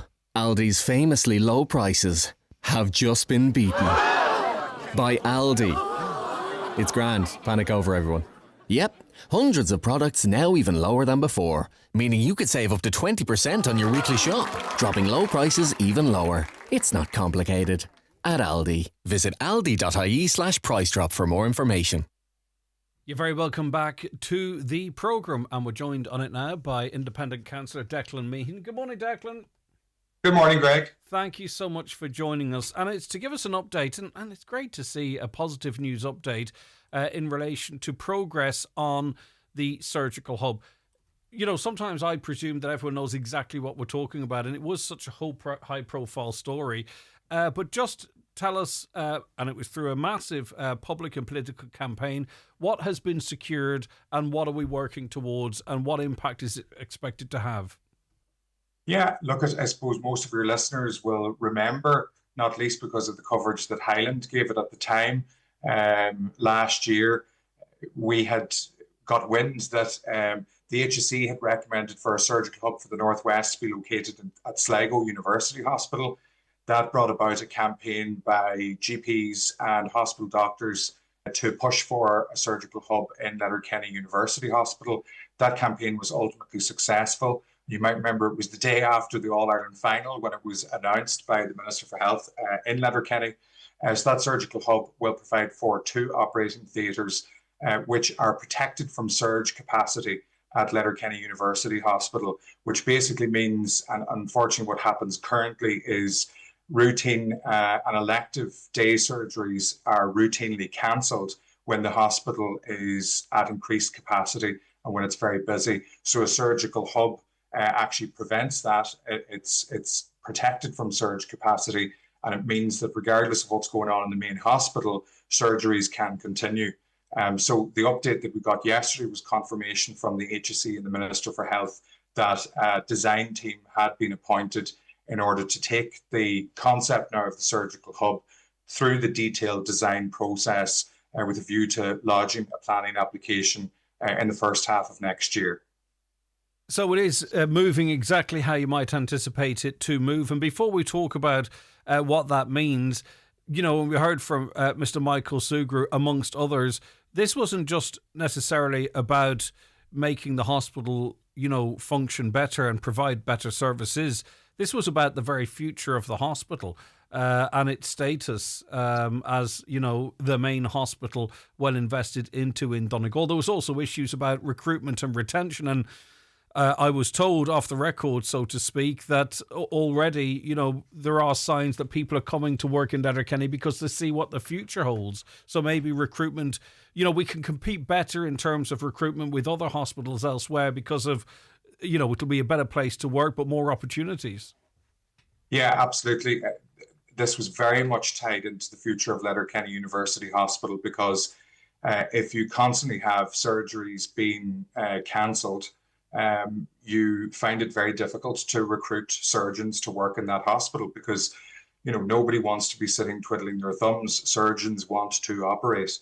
And that's good for our patients across Donegal when we get down retention at Letterkenny University Hospital. It's not perfect. It's not absolutely full capacity in terms of what we need there, but it is improving. So this was a really important step to secure the future of Letterkenny University Hospital. And it's great to see this now progressing in the right direction. Yes, just to pick up there where we left on, planning application, if things continue to move as they are now, to be lodged next spring. And there's nothing really to suggest that there might be a delay if that all goes well in starting construction here, because we are seeing, work in the surgical hub space, although there are additions to this, happening in the funding, the budget and the will seems to be there. So if we get through planning, God forbid there's not some sort of a global collapse or anything, there's nothing really at this point to suggest that it won't continue to proceed at the pace we might expect. Not as quick as we'd like, but still in a timely fashion. Yeah, look, I think that's of critical importance. I think that we have a commitment from government. It was hard won and hard fought for to have that funding ring-fenced and allocated for a surgical hub at Letterkenny University Hospital. So as you say, there's nothing to suggest that that won't happen should everything go well over the coming months with the detailed design process. Again, there's no reason to think whether there be any difficulties there, and then through the planning process as well. So it isn't coming as quickly as we would all like. Of course not, but it is progressing. Okay, finally, before I let you go, because you are a rep for the Downings area as well, people will be able to cast their minds back to the weekend whereby, a lot of people in that area, residents and businesses felt, somewhat abandoned really by the authorities in that they were almost left to their own devices, while it seems like, hundreds, if not thousands of particularly young people descended on the Downings area to sleep in cars on the beaches elsewhere. And there's some horrific stories of damage to vehicles, public order, encroachment onto property, etc., etc. We're coming into a big weekend now. The Downings Festival is on. It is a long weekend as well. This time, there's a bit of proactive activity in terms of beach access, but also to try and stop, because the festival, like many festivals, is on Downings Main Street, to stop the village, the town coming to a standstill. Yeah, look, as you say, Greg, there was a good bit of coverage on this after the weekend of the 12th. I had, and as had the businesses and residents of Downings, really had extensive engagement with one another, but also directly with the council and with the Gardaí. I think the response now to that has been a much more proactive operation for the bank holiday weekend. The bank holiday weekend typically isn't as busy as the weekend of the 12th, but it is still necessary to have a proactive operation in place there. So the beach will be closed to vehicles over the course of the weekend, and that is in direct response to the weekend of the 12th. There were so many public order complaints and incidents, and this is the Gardaí and the council's response to that. There'll also be a one-way traffic system in place through the town, and I think that what we're seeing is a more coordinated effort from the Gardaí and council, and that's exactly what I was calling for, because the residents and businesses were calling for that after the weekend of the 12th. And in a classic case of you're damned if you do and you're damned if you don't, I'm a bit peed off I can't drive onto the beach and it's your fault. Yeah, there you go.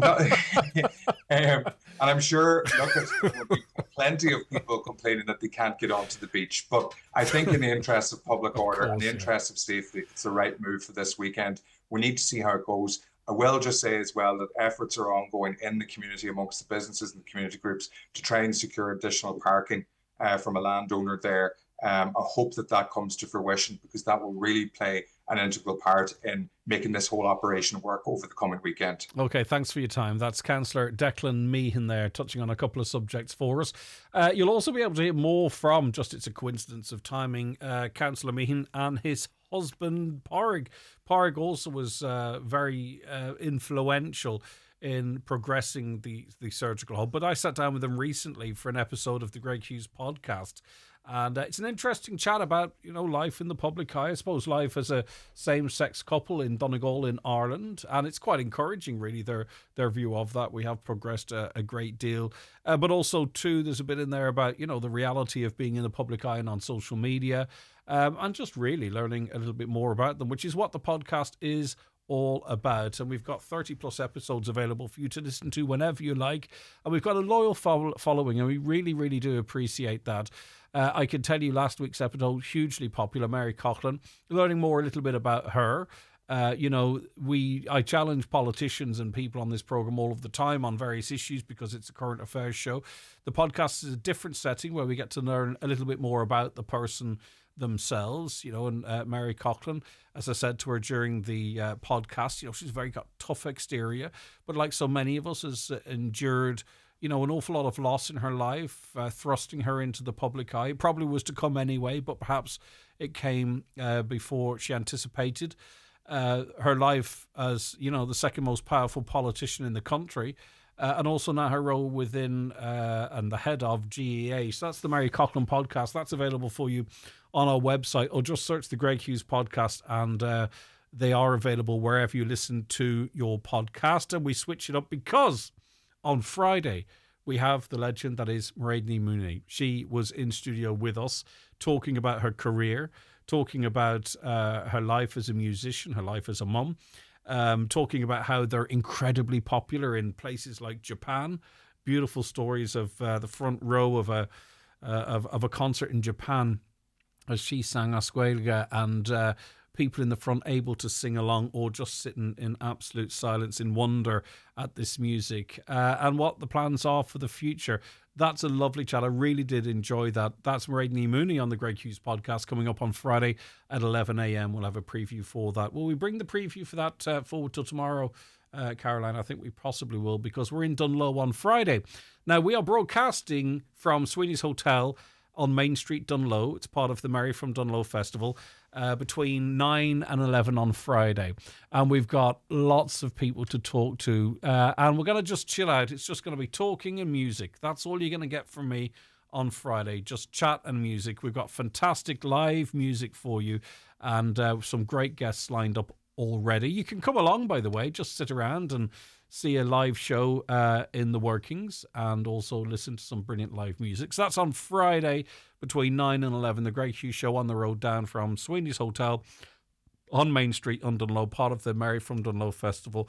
I think, if I'm not mistaken, Jive Time with David's coming from there. You can check out the details on our Facebook page. So David's there this afternoon on there Friday. So looking forward to that. What else is there? What else can I plug? Nope, that's it. I know what I wanted to do. Play requests.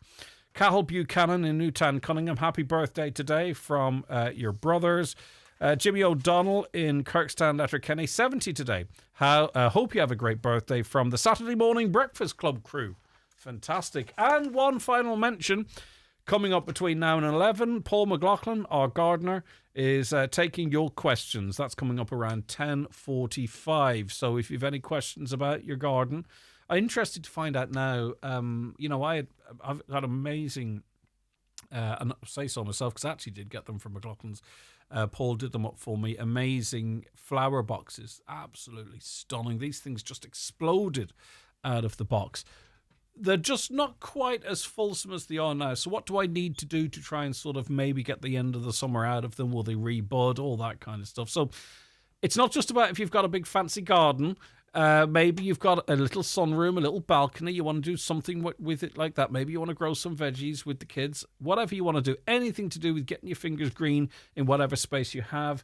Get your questions into us. 086 60 25,000, 086 60 25,000, or call 07491 25,000. It's time for Vision Ireland Bingo on Highland Radio. It's Wednesday, the 29th of July. You're playing on the blue sheet for the daily prize of €1,400. The reference number is S13. It's game number 31. The numbers are 63, 23, 89, 19, 80, 48, 51, 21, 3, And finally, 20.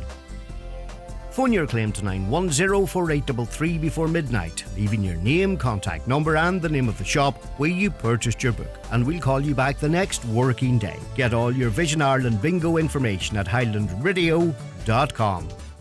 Celebrate your special day at Jackson's Hotel in Ballybuffet, one of Donegal's most loved wedding venues. From elegant ballrooms to riverside views, every detail is crafted for your perfect day. Your love story deserves a magical setting. Make it unforgettable at Jackson's Hotel and let your dream day begin at jacksonshotel.ie. Outsurance could help you save on your car insurance, like Toulouse from Kildare. It's true. I saved €276 on my Renault Capture when I made the switch. That's great. So great that I now insure my lovely home with Outsurance too. Home insurance too. Happy days. For a competitive car insurance quote, call 1-800-600-400 or visit outsurance.ie. Real people, unreal savings. Outsurance. You always get something out. Based on a like-for-like policy comparison in November 2025 for a 32-year-old who received a gratuity for their participation. Acceptance criteria, terms and conditions apply. Outsurance stack trading as Outsurance is regulated by the Central Bank of Ireland. Fabric World's hot summer sale now on, with fabulous discounts on curtain and upholstery fabric and half-price pots in our garden department. Summer sandals and fashion from £10. Crafty deals, 3 fabric pieces for £12. And there's always great Euro rates at Fabric World, Maydown, Derry. Attention Donegal, Derry and Tyrone. PD Bathrooms and Tiles are proud to unveil our newest and most stunning showroom in Lisfannon Business Park, Buncrana. Located right opposite the Northwest Golf Course, we offer unbeatable quality and incredible value. For 30 years, we've been the experts in total refits, stocking and serving as the sole agent for many top brands. Visit us today and transform your space with the finest bathroom and tile solutions. Telephone 93 95 884. PD Bathrooms and Tiles, where excellence meets value. Lisfannon Business Park, Buncrana, F93H10F. Now we're joined on the programme by Deepta McMullen, who's Director of Animals in Need. Good morning to you. Thank you so much for your time. Yeah, good morning. Thanks for having me on. Right, now, you're trying your best there at Animals in Need in Donegal, but are struggling to keep up with demand. So what's driving... We are, yeah. What do you think's driving the demand for services, Deepta? It's basically people not neutering animals. Like what we are seeing at the moment is outrageous amount of kittens found. This is happening every summer, during kitten season. There's so many kittens found on the road, just showing up at houses, kittens just looking for comfort, for food, for a way to survive, basically. Yeah, what do you do in that situation? Because I can imagine, and even in this conversation, people might say, oh, right, Animals in Need, Donegal taking kittens because there's a whole go of them close to us. Do you know, that sort of a way? So how do you, in the absence of... Exactly. Yeah, in the absence of Yes. a more neutering, how do you resolve that? I mean, look, the only thing we can advise is, obviously, we're getting a lot of people saying, look, my estate is overrun. I mean, we need people to be responsible. We need people to understand that Animals in Need cannot, we just do not have the manpower to go in and lift all the kittens, lift all the cats. That's not the way out of it. The only way out of the problem is to get cats neutered. So if their estate is overrun with feral cats, get them neutered before there's more kittens. Now, we are happy to help with cost and all. Like last week alone, we had 17 in for TNR, that Animals in Need is covered. That's over €1,000 there alone. So, we are working really actively to help people, to help them, resolve the problem. And we have a lot of money invested in humane cat traps that we have throughout the county. So we have here in Donegal town, we have in Muff, we have in Letterkenny, Convoy. So, to kind of cut down the driving for people. But yes, people have to take the animals to the vet, but they do have to come back to, the place where they used to go in. Am I correct in saying too that there is also an awful lot of calls in relation to dogs, and at least some of that, because we are in holiday season, is people not having a plan for their pets before they head away. And I suppose in a panic or consciously, they're seeing animals in need, Donegal, as some sort of a handy free kennels option. Is that surely not happening, is it? We are seeing that. You only have to open Facebook and you see ones there. Like there was a woman yesterday, or a person, I don't know if it was a woman actually, was looking for somewhere. Her dog had been in kennels for a couple of weeks, and she preferred somebody to look after it in a private home. She wasn't going to be there for a while yet. See, the problem is people leave it to the last minute. People are going away tomorrow, kind of thing. So it's left to the very last minute, and it puts pressure on us because they kind of go, but we have nowhere else. We have nothing else to do. We're going tomorrow. We have people moving houses. What we have seen, which is a very, very sad situation, is the whole Inishowen area. We are getting a lot of animals from up there with the whole mica crisis, because a lot of them are having to move into rented accommodation.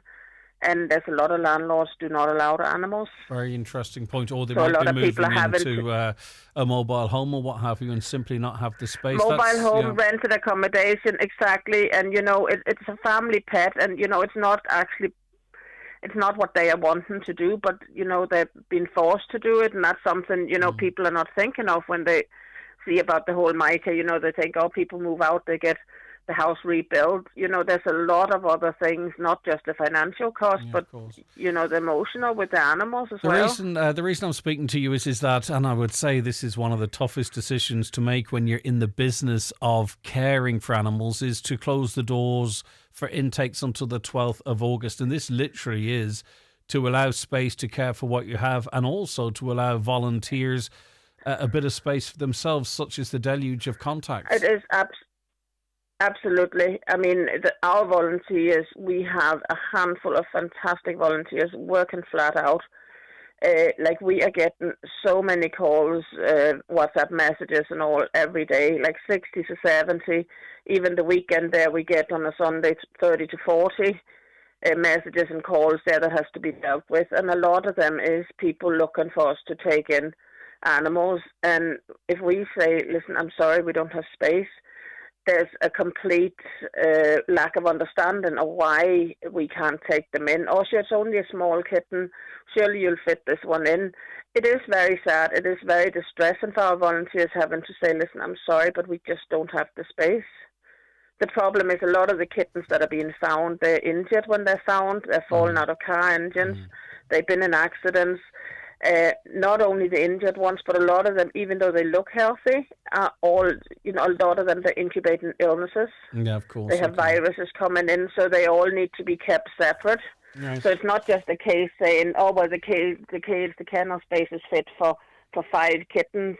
You can't just lump 5 kittens in as they come in, because they're all just going to spread from one to the other. Okay, very complex, we really complicated problem. Yes. Okay, so I tell you, really, what Absolutely. we need to do as a society is to sort of understand that these are animals, and we have to. We're going the wrong direction. But for now, Geeta, thank you very much indeed. Geeta McMullen, Director of Animal Needs, Donegal. At ESB, we're committed to communities. That's why we're proud sponsors of the Ballyshannon Folk and Traditional Music Festival, which has been bringing people together through music, culture and creativity for almost 50 years. Join us from the 30th of July to the 2nd of August in Ballyshannon, County Donegal. And let's continue this tradition. Not just for us, for future us. Find out more at esb.ie. Do you need a UK address? Save hundreds of euros on custom charges shopping online with Space Hub Dairy. We provide a full virtual office address mailbox service for all your business and personal use. Save your business hundreds, possibly thousands on custom charges with Space Hub Dairy. Call 048 7187 8077 for more details.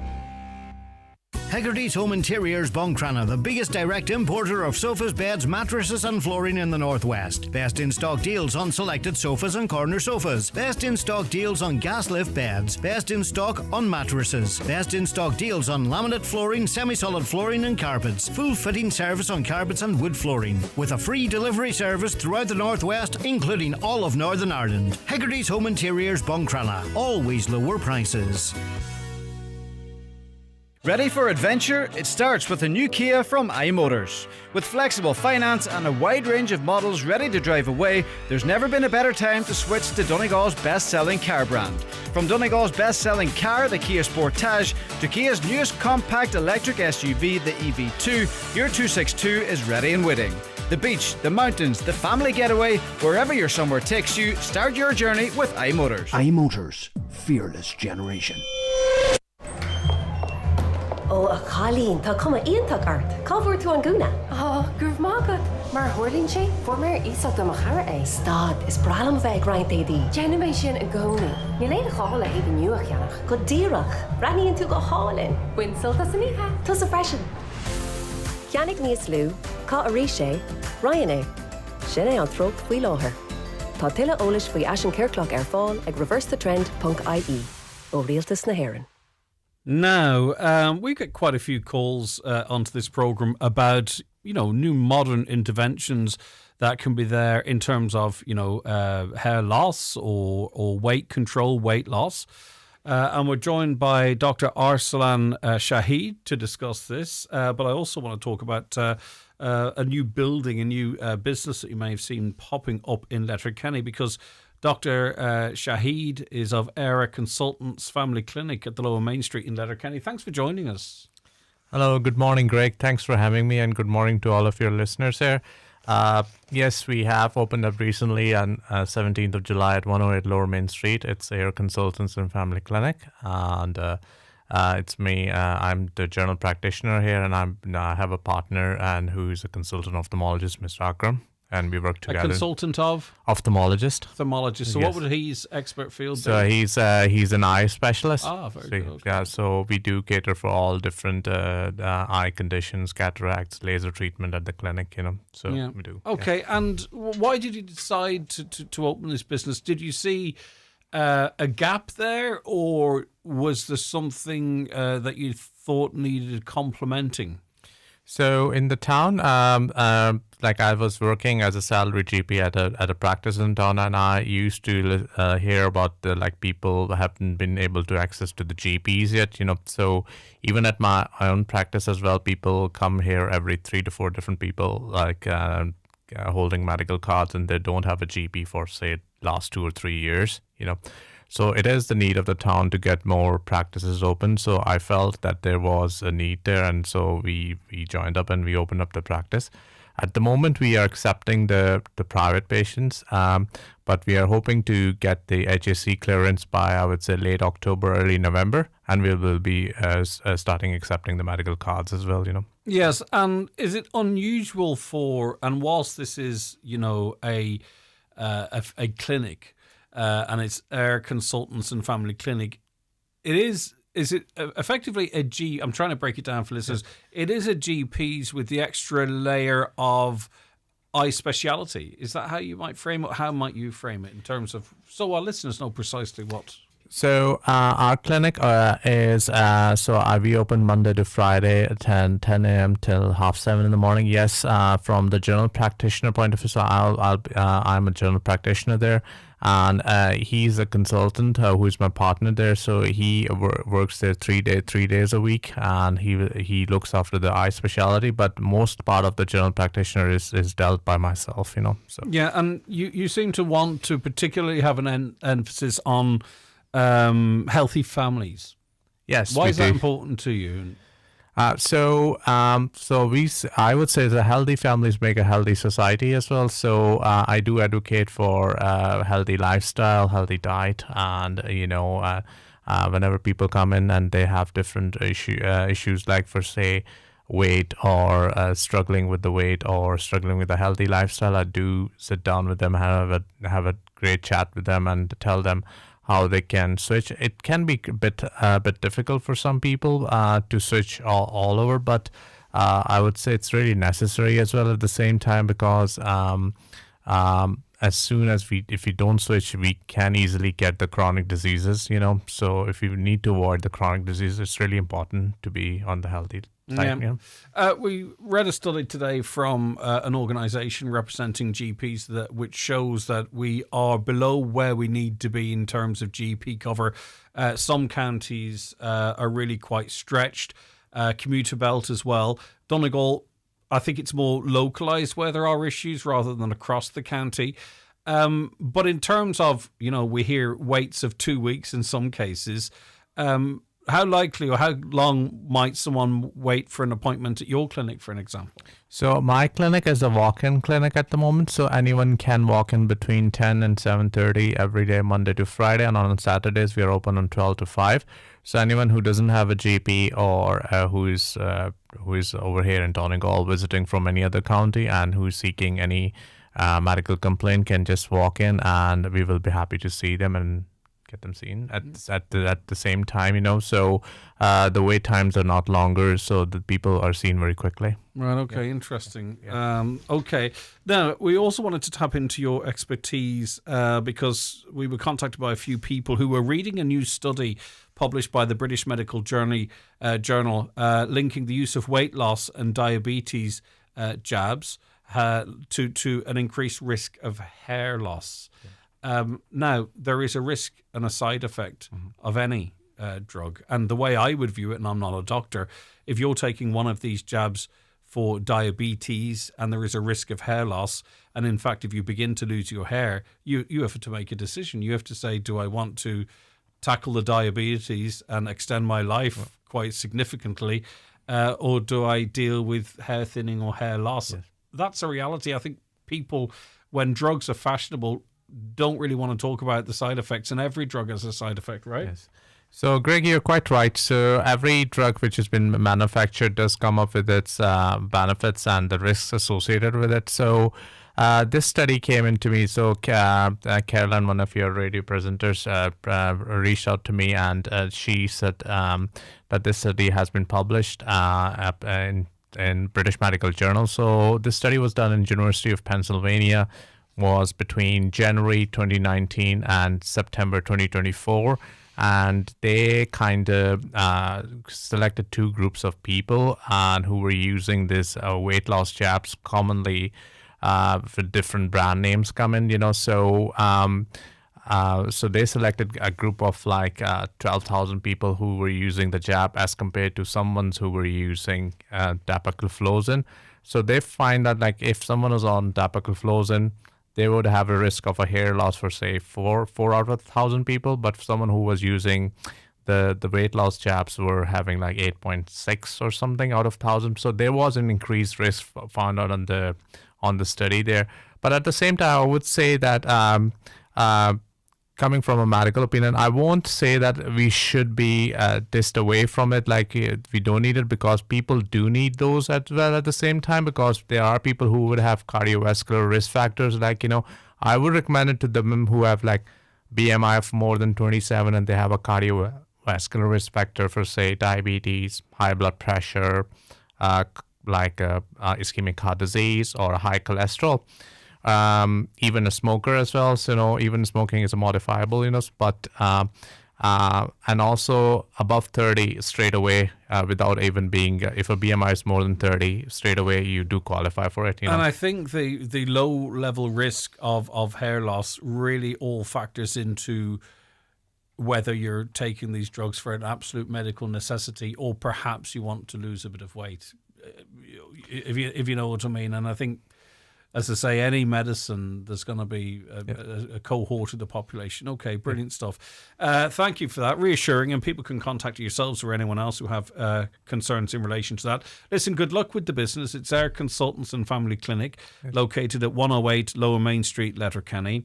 Walk-ins, you mentioned, Monday to Friday, 10 a.m. to 7:30 p.m, Saturday, 12 to 5, yes. right? Okay. Yes. So in other words, if you are visiting the area, maybe you've been told on a Friday, I can see you Tuesday, you can walk into your place the Yes. Saturday, theoretically. Okay, listen, good luck with it. Thanks so much. Thank you so much for your time. That's Dr. Aslan Shahid of Air Consultants Family Clinic, Lower Main Street, Letterkenny. At Donegal Town Hardware, we have everything you need for your next DIY or building project. Now available to order: roof trusses, posy joists and septic tanks. Call in and inquire today. Plus, enjoy free quotations, free local delivery and expert technical advice from our experienced team only at Donegal Town Hardware. Get smarter insights into your energy when you join YouKnow Energy. With monthly predictions before every bill and a handy app that lets you track your hourly, daily and monthly usage, you won't know yourself with YouKnow Energy. Join YouKnow Energy today and save up to €929 a year on electricity and gas. YouKnow Energy. You just know. YouKnow Energy discount variable electricity rate EAB €1554 and discount variable gas rate €1192. For T's and C's rates and savings calculations, see youknowenergy.ie. Surprise pricing may change. Ireland, it's time to wake up to the best fixed fibre broadband with Vodafone from just €25 a month. Switch today and you'll get up to 3 months for free. So stop snoozing on award-winning broadband. It's an easy switch at Vodafone.ie.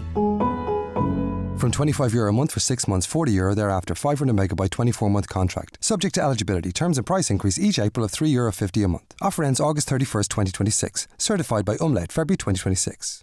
Genesis Clinic Gudor, introducing Purasomes and Secret RF Microneedling, an advanced skin treatment that combines radiofrequency energy with microneedling to lift and tighten jowls and neck, minimise wrinkles and scars, and improve tone, texture, pigmentation and redness. Also offering PDO thread lifts, dermal fillers, skin boosters and laser treatments for hair, rosacea, acne, ageing and all skin conditions. Contact Mary Ferry, your aesthetic practitioner at Genesis Clinic Gudor, 07495 32575. Highland Radio weather updates with McElhenny's. Further reductions now on in our summer sale with up to 50% off your favourite brands across our departments. Visit us in store or shop the summer sale online at mcelhennys.com. Okay, so this evening and afternoon, brighter weather and a few showers across the northwest. Temperatures 16 to 19 degrees. So you'll see the sun, but you might see a bit of rain as well. Right, we are in studio with Dr. Paul McLaughlin, gardener at Ballochder Garden Centre, Mountain Top. I mean, you haven't qualified as a doctor, have you? Not quite. Well, it's all about the life experience. Yeah, exactly. A doctor of life, man. Right, now, I have in front of me a bag of spuds. Now, the last time you were in here, you whipped out these 2 spuds. And when you were leaving, I went to grab them because I was thinking, okay, I can have a bit of fun with them at home, maybe make something nice to eat, whatever it might be. And you whipped them off me as if they were made of gold, right? Yes. But you've come back with more of these spuds. Yes. Why are they special? They're special. They are a spud that was actually classified as being extinct for a while there. The variety of them would be known as lumper spuds, which were the ones basically were common in Ireland in the lead up to the famine. Whenever the blight came along and affected all the spuds, they were the you mean when the British took them to England? Yes. Right. Okay. Well, they didn't take the spuds. That brings me back to the spuds. Those particular spuds there, one of the landlords famously said, well, they'd be good enough to feed the tenants, but I don't know if they're good enough for the cows. Yeah. So see the size of them here. Is that the size of them? No, traditional? I probably dug them a wee bit early. Yeah. If you know what I mean. They were extinct for about 100 years there, and they were brought back again. How? Genetically? Like so just DNA people and didn't stuff? bother. People didn't bother about them, kind of, and the variety kind of went out of fashion as much as anything else. So these are called lumpers? Yes. And these are, when we talk of the famine, these are the spuds that would have been in the ground predominantly at that time. Absolutely. Why did we favour them? Are they easier grown, drier, better for poundies? Why? Yes, the reason they grow in very bad ground. Yeah. And they have a huge yield with them. So they had a huge yield and they grew in very bad ground, so they're suitable for the west of Ireland, basically. So they were, and very much dictated by the weather. Apparently, on a wet year, they were horrible and nasty, whereas in a good year, they were actually quite good. Okay. But it was for the yield. They were just a cheap way of feeding a big population. Okay, and have you eaten these yet? I haven't, no. You actually, haven't? I only actually got 5 of them this year, 5 seed spuds. Wow. So I grew them there, and basically I've probably twice that many, but I might actually eat any this year. I might just put them back in again to get a bigger. Okay, so bigger these are actually really quite valuable. Is anyone else growing them in the country? They were brought back 7 years ago, sort of as part of a historical project by Glens of Antrim Potatoes, and it was from the labs over in Full. I got a few. And do we know how they got the sort of the original spud if they had been sort of out of commission for so long? That I don't know. and whether it was sort of whether somebody had been sort of bringing them all along. You know what I mean, but I'm not actually sure how they actually got them back again. Yeah, of course, it's fascinating though, isn't it? Absolutely, yeah. Really but is. it was that was the only big part of it is sort of food production now is the genetic diversity of the spuds. I suppose that you have lots of different varieties. Back in the famine times, they were relying on one. And whenever a pathogen came in that actually killed off that one, then So everybody was. when you do you think this is kind of original as to how they would have looked and and what have you? Pretty much from even from drawings and it's stuff. just How really it actually quite, looks good. They're quite it's quite interesting. It feels really like a knobbly spud. I know they come out this year. You grew these this year, but it just feels a little bit historic, if you know what I mean, because for generations they simply didn't exist. Yes. But famine time and before, this was the staple. Absolutely, that really 3 times a day. Wow, okay, brilliant stuff. Right, now's the time to be gathering up your rain, folks. Yes, absolutely. We're in a hosepipe ban, but you know what? There's plenty of it falling. If you can't trust the local authorities to capture it, why not try it yourself? Yes, absolutely. Now would be a good time to actually be capturing rain if you could, if you have water butts, or even we always chat with the cage tanks there, that sort of thing. Like a day like today, there's a huge amount of water about, and that would really sustain a garden for weeks. Yeah. If you captured enough of it today. And we could, use butts and cages. I mean, really what you could be talking about is cutting your downpipe and sticking a blue barrel in underneath it. Pretty much. I mean, it depends on what you want to do. Yeah, exactly. So back, say, even 20 years ago, a lot of houses around for toilets, even for wash and stuff, that was at the blue barrel at the bottom of that. Yeah. And of course, too, we want to reduce the amount of water. You can still, of course, care for your plants. It's the same old advice, isn't it? Early morning, late at night. We are going to get into some. It's like Saturday's going to be a nice day, and because it's the summer, it's going to be a nice day, right? It's not going to be like a winter's nice day. Yeah, pretty much. If you're watering with the watering can, they reckon water sort of a good bit, maybe less frequently. And morning or evening, don't do it in the middle of the day because a lot of the water ends up evaporating off on you. Is there anything we can add to sort of hold the water in situ? So in other words, it doesn't roll off or run through? Yes, within pots and stuff like that. Are they my spuds, by the way? Or do I have to give them back to you? No, you can keep them if you No, want. no. No. No, Sorry. go on. Right. No, No, tell you what I'll do. No. I'll bring you up a bag of different ones. Right, okay. That Sorry, you don't hand me anything you don't want me to take home, because I was that's looking at nice. them thinking, and you're not answering my question. You're looking at me moving your spuds. No. Sorry. No, yeah, tell you, I'll bring you up a lot of home guards tomorrow. Do you know what? Perfectly Because those spuds there will produce. Will you plant them? They're Yeah, not seedlings, are they? That'll be the plan. I would So, use in them for other seed words, again. each one of those will produce. I'll get a bag off you next year. How's that? Perfect. We'll play the That'll do. long No, game. I'll throw you up a bag tomorrow. Right, so mulch, add a mulch to your plants, and also too, you might not need to water your plants. Possibly it's not. ironically sometimes Yeah. we talk about them even in wet weather if they're sheltered, but they could be getting plenty of water. I find those spuds absolutely fascinating. I don't know why. Right, so also too, a big advocate of growing your own food. Yes, absolutely. Now's a good time to talk about that. Yeah, last week the courgettes there just was to show actually the difference in terms of just you get different colours, one especially if you're trying to get kids. Yeah, some well, food one and looked like a pepper, a straight pepper. Yeah, pretty much. But it's just the different varieties of stuff, Taste-wise. Taste-wise, probably similar. Yeah. But it's just, they always say you eat with your eyes. So a lot of the time a wee bit different, like even you get purple carrots now, stuff like that. But I think if you grow it your own, I think you eat with your eyes if you're going to a shop.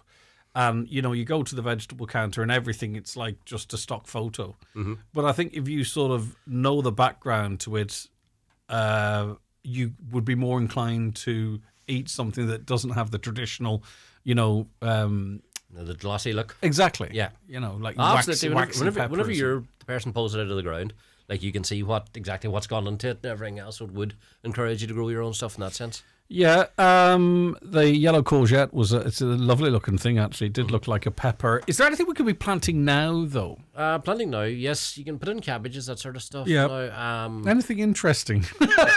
anything interesting? But people, I suppose, at this stage now are looking after the tomatoes, aren't they? Pretty much looking after the tomatoes, and you're kind of harvesting at this stage, if you know what I mean. But run around at the sort of start of September, really would be planting again.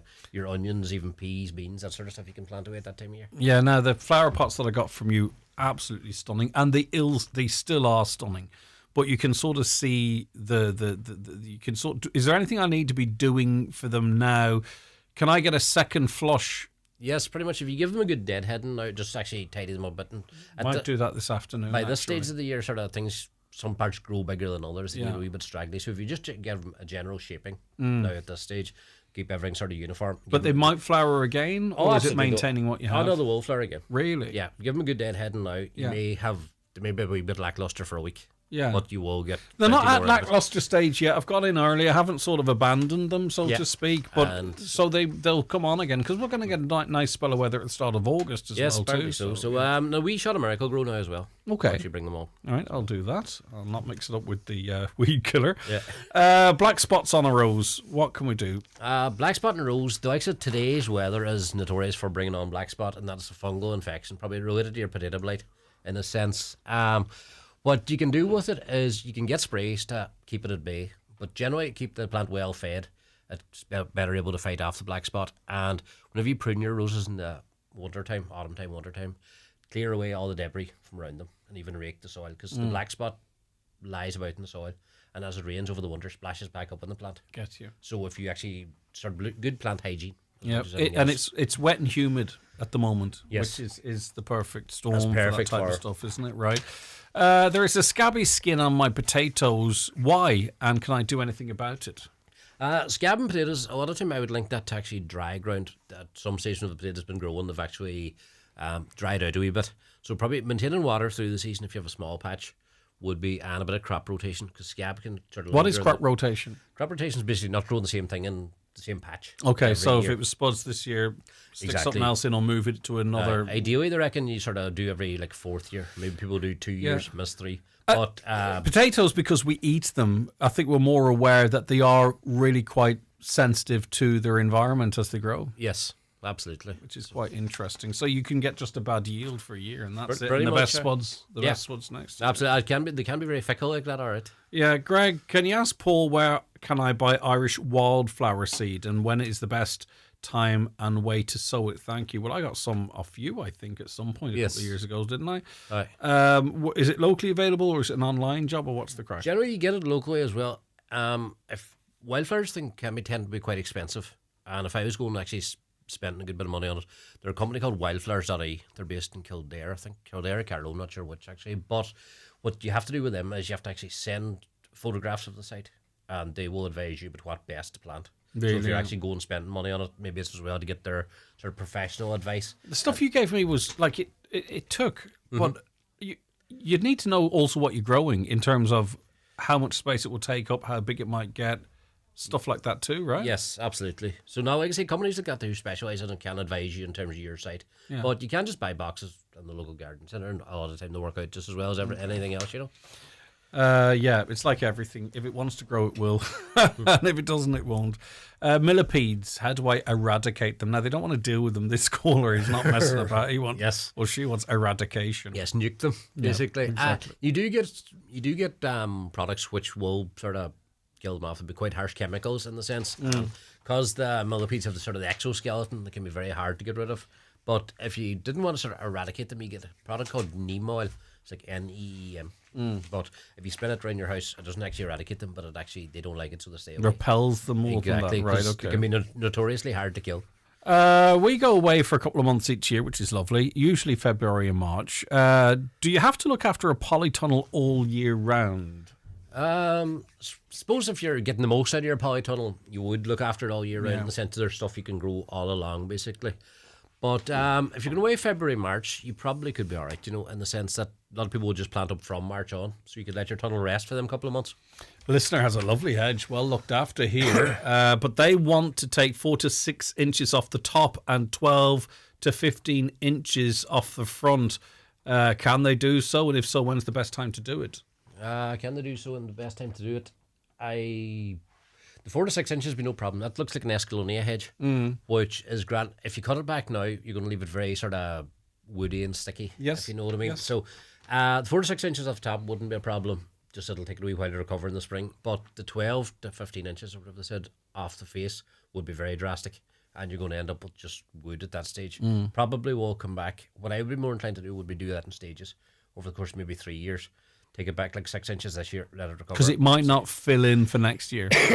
I would doubt whether it would fill in next year. All right, Maybe interesting. a couple of years' time. Yeah, it's a beautiful hedge, but someone's got a notion they want to do something there. Yes.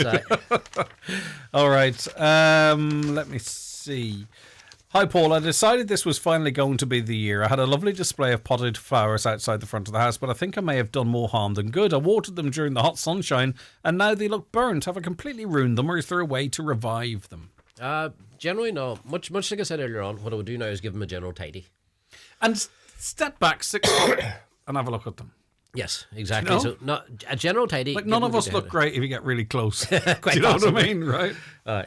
But no, a general tidy, give them a good deadhead and maybe a wee feed, and they should bounce back because there's still plenty of life and growth left in them. If I want colour for what's left of this summer, is it too late to plant flowers? And if it isn't, what could I plant to get a bloom of colour now for the last 6-7 weeks we might have? Generally, it's never too late. So it's not they're sort of all season long you get flowers of some sort. The sort of summer bedding, you would struggle to get it at this stage, but anything you can get probably in your local supermarket, that'd be perfect. And for September, dahlias is always a good one. Most garden centres have a good stock of them in at the minute. Yeah, it's just a different way, the way they do business versus how a garden centre does. Yeah, pretty much. It's down to that. It's not, okay, which makes sense. Brilliant stuff, Paul. Thanks for getting through so many questions and bringing up those spuds, which feel, as I say, you know, historic lumpy spuds. Lumpy. Lumper spuds. Okay. Paul McLaughlin, gardener at Ballagher Garden Centre, Mountaintop. Of course, that's tied to history. You also do a podcast, history podcast thing as well. Tell people where they can listen to that. Yes, as in TikTok, there's Donegal Lesser Known Tales. Sort of I travel a lot for work, so just generally do we sort of interesting things to see along the road as much as anything else.